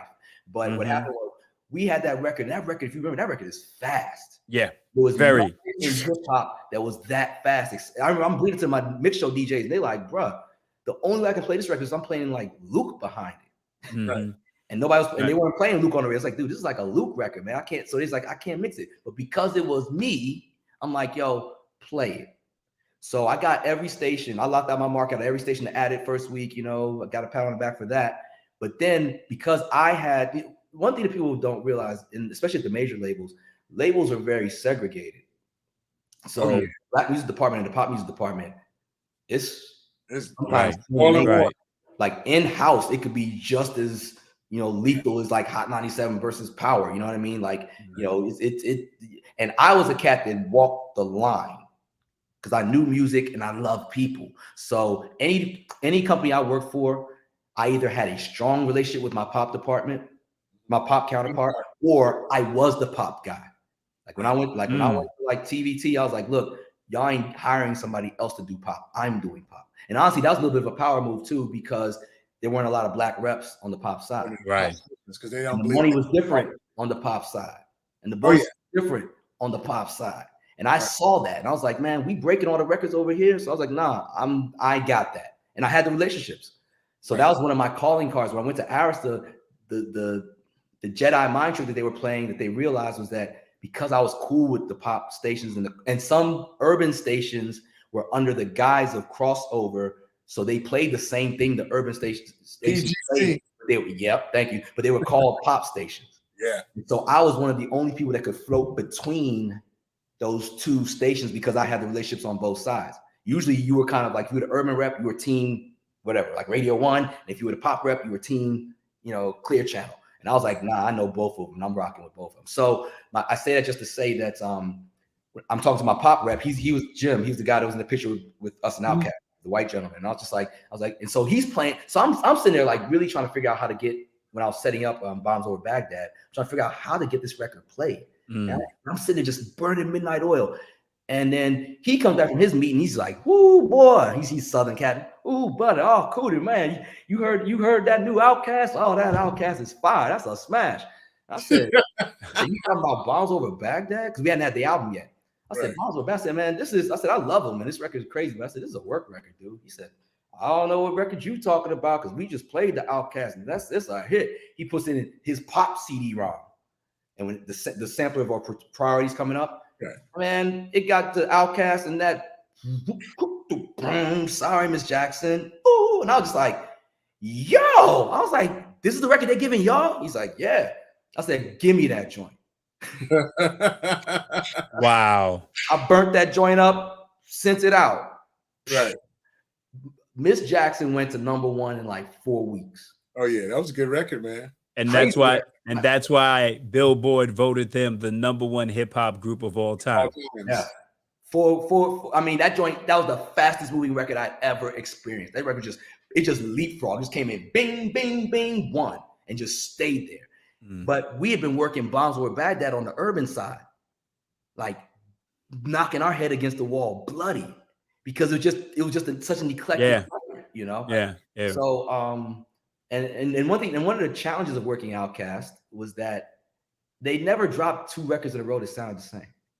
Right. They're very creative. Yeah, look. Very creative. So it's almost like with Prince, where he just would just change everything up every time. So it was always, no matter how successful we were the album before, the single before even, a lot of times, especially when you started getting up into that Northeast, Philly, New York, it was kind of like every record, I had to prove my love. I had to prove my love every time I worked an Outkast record. And, you know, internally, LA and Lionel, they like, bro, what are you talking about, man? They've been platinum every single album. Their last single just went #1. Who got to think about what about that record? I'm like, I hear you. But I mean, I tell you, it was not the first record that I gave, aside from Miss Jackson, that just they took, might have been The Whole World. The Whole World. And by The Whole World, I was just like, and it wasn't even like, at that point, I was like, look, I'm not even asking you. We done gave you, you know, So Fresh, So Clean. We done gave you, you know, Miss Jackson. Like, I was like, look, man, you're playing this. Don't play yourself again. Don't be stupid again. Don't be late again. Right. You know, and thankfully they saw it my way. Yeah, but they were late. They were late. They were late. They were late. And that was Killer Mike's debut, you know. Okay. The Whole World. Like so, we said, man. One of what we wanted to do is to highlight those stories. So we've got you know, a host of folks that have been on the show, and we got a host of folks to put on this show. Mm-hmm. And as we talk about, you know, giving love to our peeps, you know, man, had to go back and get the brothers on there. That's my family. So look, look, you the first of them. So I got to get, I want to get Dane and Danielle on at the same time. I want that family thing. That's going to be an amazing show because they grew up. I want to do Mo and Sharon Henderson. I want to do family joint. You're giving me chills, man. But the Lots, that's my family. Like that's literally my family. Like man, you'll see. We rode thick as heat. Remember, he had the Legend too. Remember, he had the 4-door. I had the 2-door. Man, he was like Chico the Barge and Joe. Man, no guarantee remix. So yeah, man. Damon, that's family. You know, I love Damon a lot. I love Danielle a lot. I actually met Danielle first. That's a whole funny story. But I met their father first. Alan, their father. I met Alan first. Yeah, God bless the dead, man. Alan, OG, and an amazing human being. I'm talking like Alan looked out for me at my lowest point in the music business in a way that I didn't even understand until some point. You know, we had a little heart to heart about it. He just said, man, I've seen the way you treat my family. You know what I mean? And I'm getting choked up. That's fine, brother. You know, Alan, I love him. I love if it got the Lot name on it, yo, you gotta go through me to get to it, man. Those are my people. And then not the short Anton. That's my industry baby, bro. You know, Anton, we got to get him on the show. He can bring his little Hellcat. Yeah. Anton, I told you, bring your little Hellcat and see what this vet can do to you, bro. he be dogging me. Be like, those are my brothers, man. You don't want to smoke.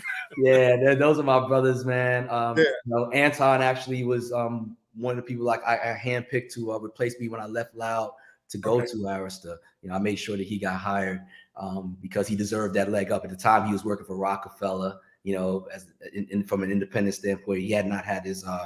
And I'm not saying it's to son him because I knew he deserved it, and so I wanted him to get his shot at being a regional. And so I made sure the door was open for him to get it. And this picture was actually taken at the Loud 25th anniversary concert at Radio City Music Hall, where we all it was like basically a reunion of sorts, both artists and executives, and you know, we all just kicked it out there. It was an amazing concert. I mean, can you imagine? I mean, that's what I'm trying to say. Like Loud Records. We're Wu-Tang, we're Pun, we're Exhibit, we're the Beat Nuts, we're did I say Pun already? We're Mobb Deep, you know, we're Luke, we're the Alcoholics, you know, man. We're Luke Scott. We were killing, man. Alcoholics. We were. That you, Lorenzo, with the bells? No, unless something's coming through on. Oh, it might be coming through on my end. That might be coming through on my end. You know, people think I'm supposed to be off now. So, but but it's all good. But yeah, man, we were legendary, dude. Like, you know, we were legendary, and it was an honor to be a part of. It was an honor to be a part of just that whole crew, that whole family. I love being Loud alumni. I love being Bad Boy alumni. I love being Arista alumni. Where's the bell? It's the what's somebody's What the hell is that bell, man? I thought my joint was off, but yeah. I don't know how it's coming through. Yeah, so That's cool. It's cool. Yeah, it's me. Oh, okay. Yeah, it's me. So forgive that. So but yeah, man, I love being an alumni, man.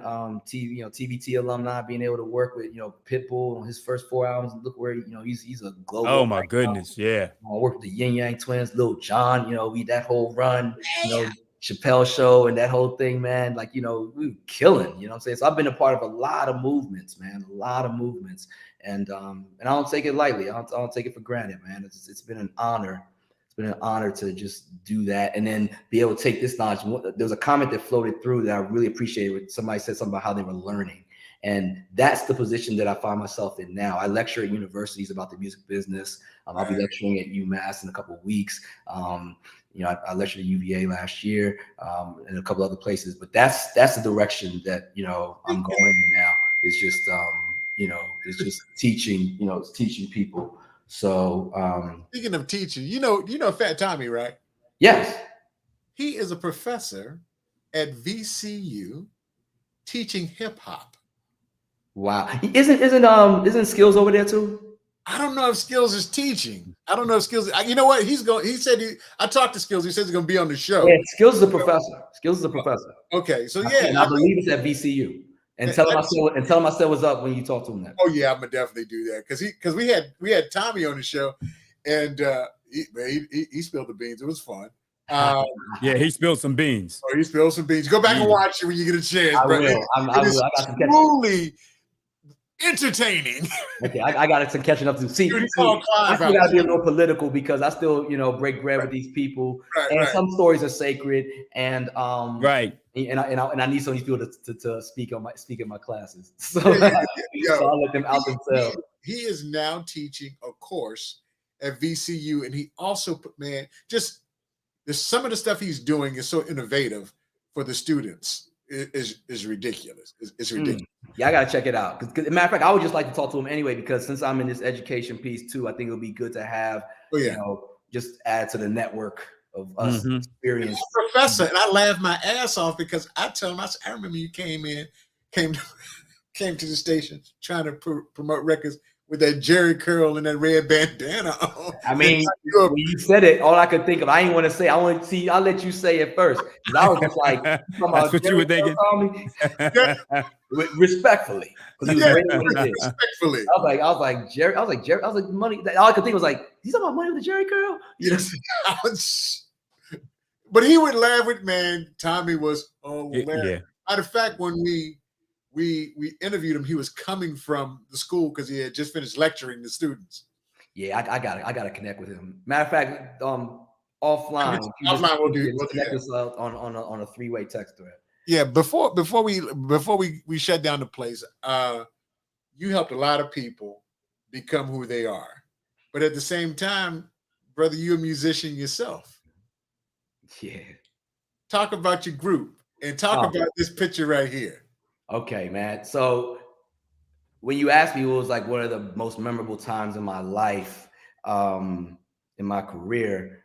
I've had a couple lives, I've been an on-air personality, taken after the work that I saw you guys lay down when a fledgling operation called XM Radio was debuting. I had a show there. Shout out to Tracy Luttrell.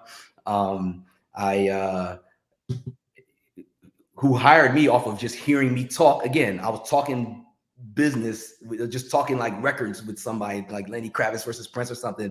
And she was in a booth behind me. She said, and she got the waiter to come over, and the waiter goes like, yo, whoever's in the booth next to you, said something about your voice, wants to come over. So she was just hearing me talk, like the sound of my voice and like what I was talking about. And I turned around, it was the first time I'd ever met her. And then she told me something about XM. I was like, all right, cool. And then I came through, did an air check, and boom, I was on. So shout out to Tracy Luttrell. you know, like I told you, I got in the game because, I was initially an artist, and me and my best friend never really let go of that dream. And after my run at Arista, I was a little bit burnt out, man. We were running hard. We had like a lot of records, and I was going to keep running till they were going to keep running. But then the Sony BMG merger happened. They pushed certain people out, kept certain people. Sony was sort of on the eating end of that thing. So Sony reps kind of took over a lot of our positioning, and they started merging labels on the BMG side. So short story long, I had a contract. And the interesting thing is, up until that point, I had never had a contract. And I liked having a contract because I could move whenever I wanted to and people wanted to hire me. But Arista just seemed like a situation that I wanted to be locked into. And L.A. Reid was his first stint as a CEO of a label, and I like the fact they had a black man running a major label, because that didn't happen. The only time I think I remember a minority of any sort being the head of a major was when Sylvia Rome was head of Elektra. Mm-hmm. So here was the first black man to run a major label, and I wanted to be a part of that. So and then the way the negotiations went was pretty funny. So it just ended up them having to lock me into a contract, and they paid me really well. So I'm grateful. But stuff was starting to fall apart, and they were starting to fire people who were legendary, like people who had been with the label forever. And when I started seeing people who were close to LA getting let go, just left and right, I was like, man, it's only a matter of time before they come for me, because I'm one of the newest and most expensive people here. Right. So at some point, they started making some hard decisions. They started letting go of some people that I was just like, that wasn't right. But I was like, if I'm still here, I was like, I don't know how much longer I'm gonna last. So I could tell the chopping block was coming around again. So I just had a phone call. I was like, hey, look, man, I know the axe is about to swing again. You're having trouble trying to figure out who it's going to be. You know what? I have a contract, so you just pay me out like 90 cents on the dollar, and I'll walk, no question. Just I'm out. And so that's what happened. Bam. So now I get big check. I'm out. Big old check. Yeah, and I'm just kind of like exhaling for a second, like, whew, what am I gonna do now? And it was like, for the first time, I had time to actually like do what I wanted to do for a stretch. And one of those things that had not been scratched yet was actually walking the artist thing out. So me and my brother, Reg Jones, we started a label, Boulevard Entertainment, and we put ourselves out. We started making records. We started getting local airplay. We started playing stages pretty quick. And before you know it, we got a reputation as a performing band. And this show was, I think, maybe when our second album had dropped. And matter of fact, it's the 20th anniversary of that second album. My brother just posted about it, ironically. So this is funny. I'm looking at this image now. And what happened was it was Stone Soul Picnic. Radio 1. Radio 1, RFK Stadium grounds outside. So it's like 300 people. It's like festival size. Oh, yeah, I know that. And shout out to Kathy Brown. She was like, yo, Kuti, your band's going to get it. You're going to go like 20 minutes. So it was us, Monica, Chuck Brown, P-Funk. Sign me up, baby. Yeah, P-Funk. And I guess technically Chuck closed, but the time was on the bill too. Right. So this happens after me, Lorenzo, Morris, and Jerome are doing the studio stuff. Mm-hmm. So this is after we had done that. I saw the time again because they got honored for something, and Mint Condition paid tribute to them. I was working with Mint Condition, which you saw pictures with me. Right. So I see the guys. It's not like I'm on the phone with them or anything, but we see each other. They're like, oh, it's Kuti. So the biggest secret was that I was an artist. Right? Because everybody saw me as an exec. Right. So we perform, and right hand to God, man, we kill. You killed it. You killed it. I'm talking 20 minutes. We killed. We just rocked it. And I think the crowd was even more excited because we were from the way. You know what I mean? So the fact that we came out professional, rocked it, they were just like, yo, and then we had a song on the radio. So there's like, oh, those are the guys who sang that. They from here, so it all just kind of came together to the crowd. So after we go off as fans, I'm just like, I'm not leaving until I see the time play. You know what I mean? So I'm sitting on the side with my brother Reg, and we sitting on the side just watching the show. And we know the time front to back. So I know every lick, every turnaround. We sitting there just boom, boom. Right. And they finish the show and they head off stage. Then they jump back on to do an encore, and they're gonna do the Birds in encore. So it starts warming up. Boom, what time is it? Boom, dun, dun, dun, dun, dun, dun, dun, dun. And I'm sitting there, and I thought I heard my name, but I'm not so audacious to think that my name would be getting called from the stage. So I'm just like boom, boom. And then a Big Chris, he's a security cat that worked at Radio 1. He also worked at Bad Boy. We go back to all roads kind of come back to Bad Boy. He worked at Bad Boy, he knew me. So he's young, he's like, yo, Kuti. He's New York cat, Kuti. I'm like, what's up? He's like, man, Jerome been calling you for like 2 minutes. I'm like, what? And Jerome's on stage mid-show looking at him. He's like, yo, Kuti, you and your man, come up here right now. I was just like, all right. So backstory, in high school, the high school dances, me and my boy Reg didn't go to the same high school, but we would go to each other's school dances. And we were kind of like the cats that could dance, you know what I mean? So we would go to the DJ. Shout out to Al BD, because he was the DJ at my high school parties. We go to Al BD and be like, yo, man, you need to put on the Bird. You know, like, well, put on the Bird. Before the party's over, put on the Bird. And then you put on the Bird, and we do that whole routine that they did in Purple Rain. We do the whole thing. And and it would shut the parties down every time. Right. So these cats is playing the Bird. They call us up there just because they saw us rock earlier. Mm-hmm. Jerome realizes that it's me when he sees me on stage. He's like, yo, come back on stage. Because Morris is like, where them DC guys from? Da, da, da, da. Jerome sees me. He's like, yo, Kuti, come up here. So we get up there. And they just want us up there as props. But we know all the steps. Oh, wow. So when we get up there, so you see even me and Morris got our hands up at the same time. When we get up there, that part came on at the end. And we in there the whole time, just chili sauce. And the crowd is going bananas. And I even knew like Morris's, little pageant wave. So we doing it at the same time in that picture. And man, we waved off the crowd, and dude, man, you couldn't tell me nothing. You couldn't tell me nothing. Dude, that's a highlight. That you pulled one out. I mean, you surprised me with that one. Oh man, that's crazy. That was a memorable moment, dude. Memorable moment. So yeah, as an artist, we got a chance to do that stuff. We wrote and produced for other people. We did a whole album on this kid named Soul Edler, who's still out there doing background vocalists for people like Mesa and Mickey Howard. Yeah, so that legacy still lives on as well. I just saw him perform like a couple months ago. So yeah, man. Yeah. Good stuff, man. Well, that's good, man. That's good, Kuti. Kuti Mack, thank you, brother, for spending some time with us.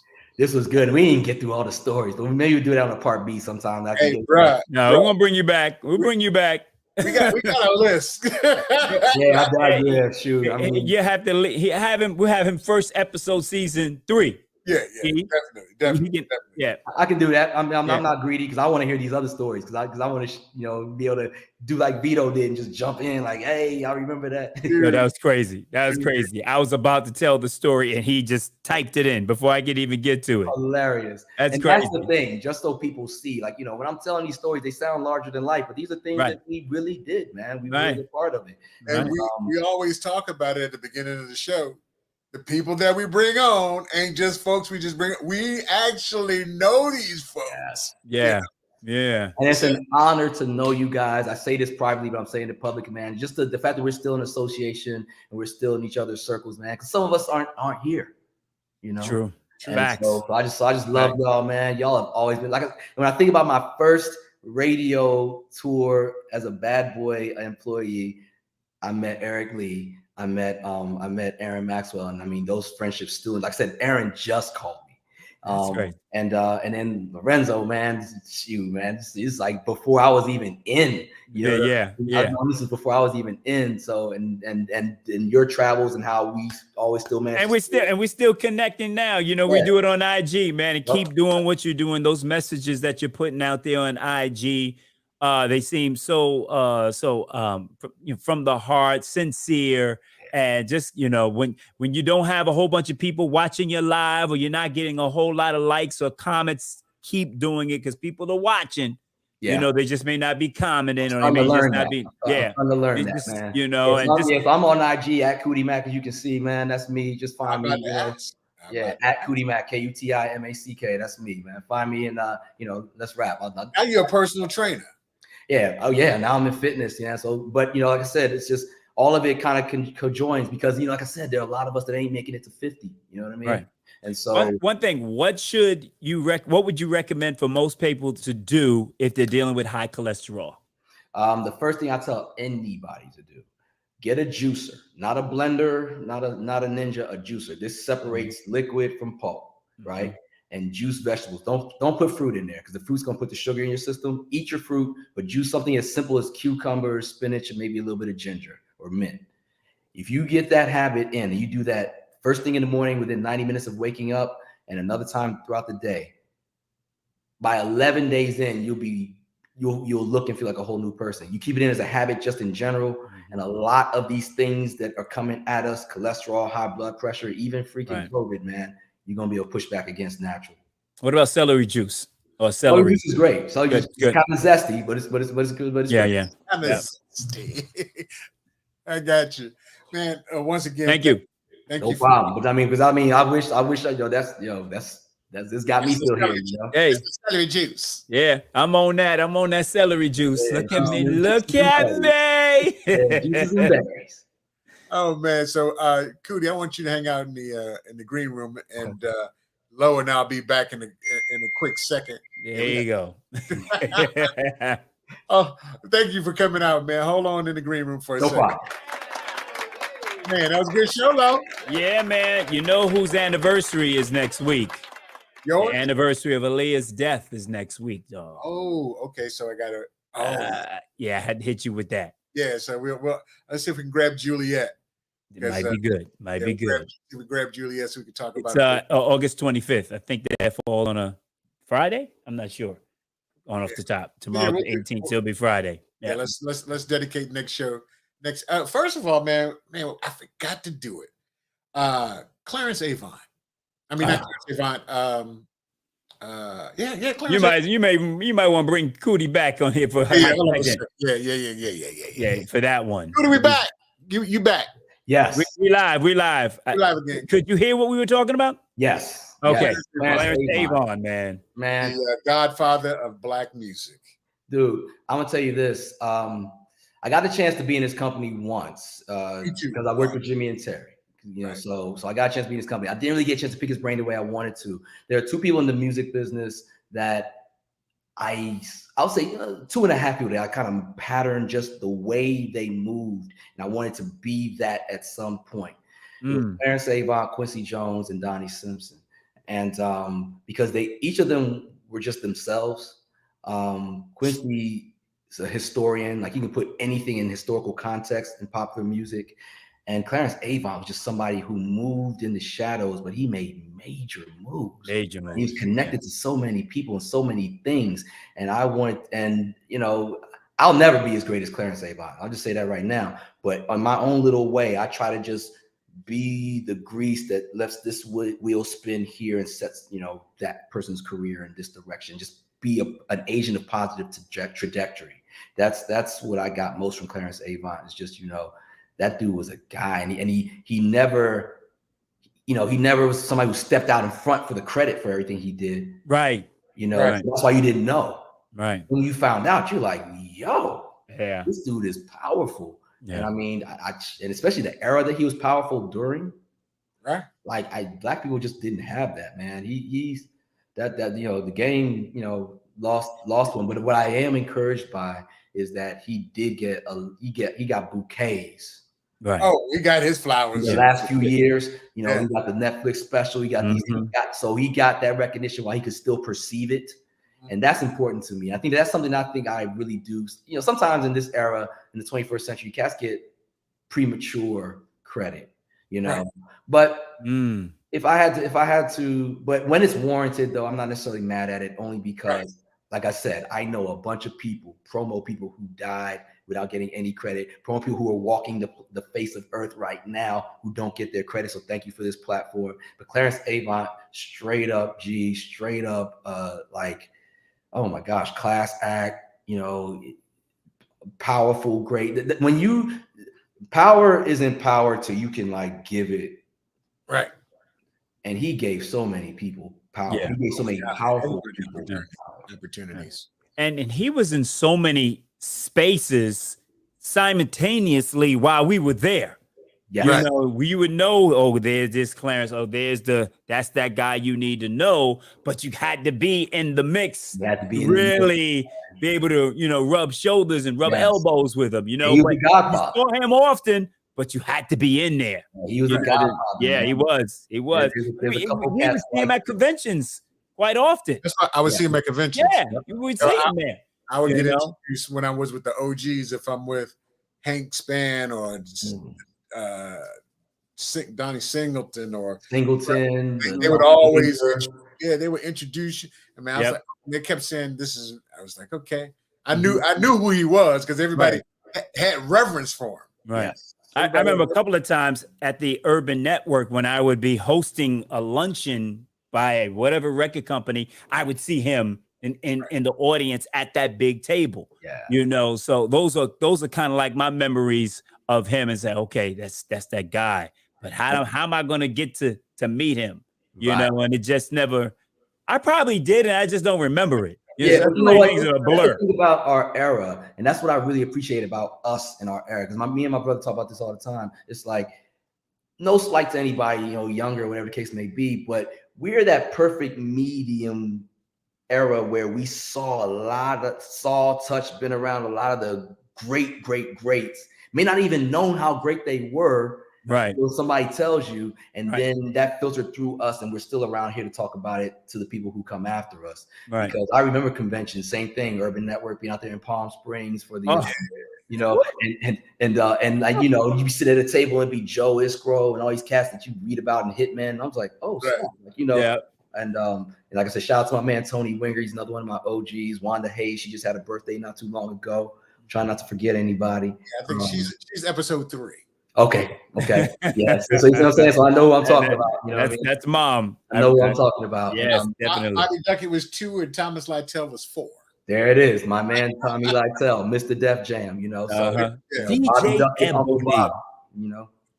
Yeah.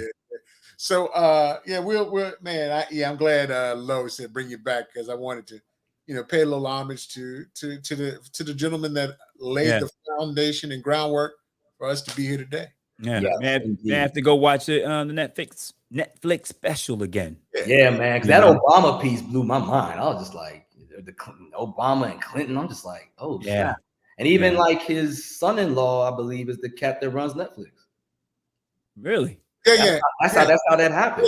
It is. Oh, okay. He's sort of married. Yeah. So he's everywhere. You know what I mean? Like, you know. So yes, I'm glad to have seen him get his flowers while he's still here. Yeah. While I'm talking about it, a joint that y'all need to check out, a documentary. There's a Little Richard documentary called "I Am Everything." So it's coming on CNN, right? CNN. You've seen it already? Yeah, I just watched it last night. Okay. Yo. Blow your mind? I gotta check it out because I was told I haven't seen the documentary, but I was told, who was I talking to that was in the industry? He's like, you know, Little Richard, he played gay early on because he knew that he had a whole lot of white women that were very interested. They would throw themselves at him, and because it was the 50s, he didn't want white men to get aggressive with him because they thinking that he's going to take their white women home and do what men do.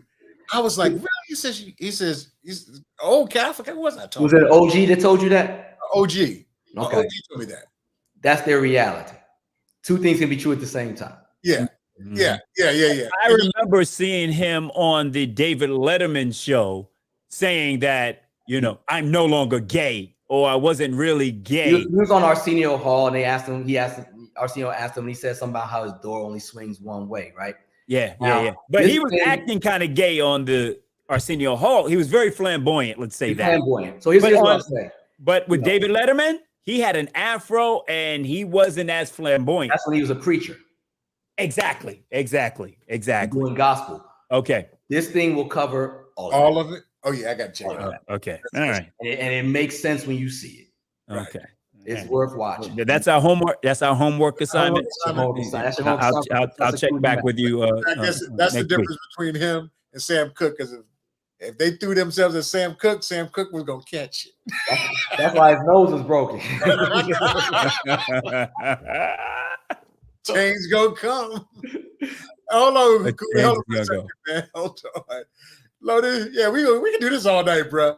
I know. This is beautiful time to. And thank you for everyone that was tuning in on my Facebook feed and my. I didn't get a chance to shout out too many people on IG, but we had quite a few people on here. JD, Elise, big shout out. Lady Yell, also big shout going out to the Nixon family and many more. Mac D Town, and a big shout going out to the evening experience. So thank you so much for checking us out and so many more on the IG page. Oh, E? We got to do this again next week. We're going to make it special. We got to catch Juliet and talk about Aaliyah. Ooh. Talk about Aaliyah. See if we can catch Juliet because, she's superstar now. So she's high powered. We'll call her. We'll call her. How can they find you, Lo? Peace. Oh, how can they catch me? Catch me out on Star 94.5 Monday through Friday from 3 to 7. That's Star 94.5. You can get the app. You can check me out on Hot 105, 6 to 10 on Saturday nights. And, of course, I got a new show coming called Black Carpet Weekly. Yeah, I'll keep you abreast on all that. All right. You can catch me at all of my social media handles at Convo with the DJ. It's on the screen right now, at Convo with the DJ. Facebook, Twitter, YouTube, you name it. And of course, we'll do this again next week. And special shout out to the Miami Sports Network. Thank you for allowing us to host this event, this show on a weekly basis. Lo, we out of here? All right, we gone.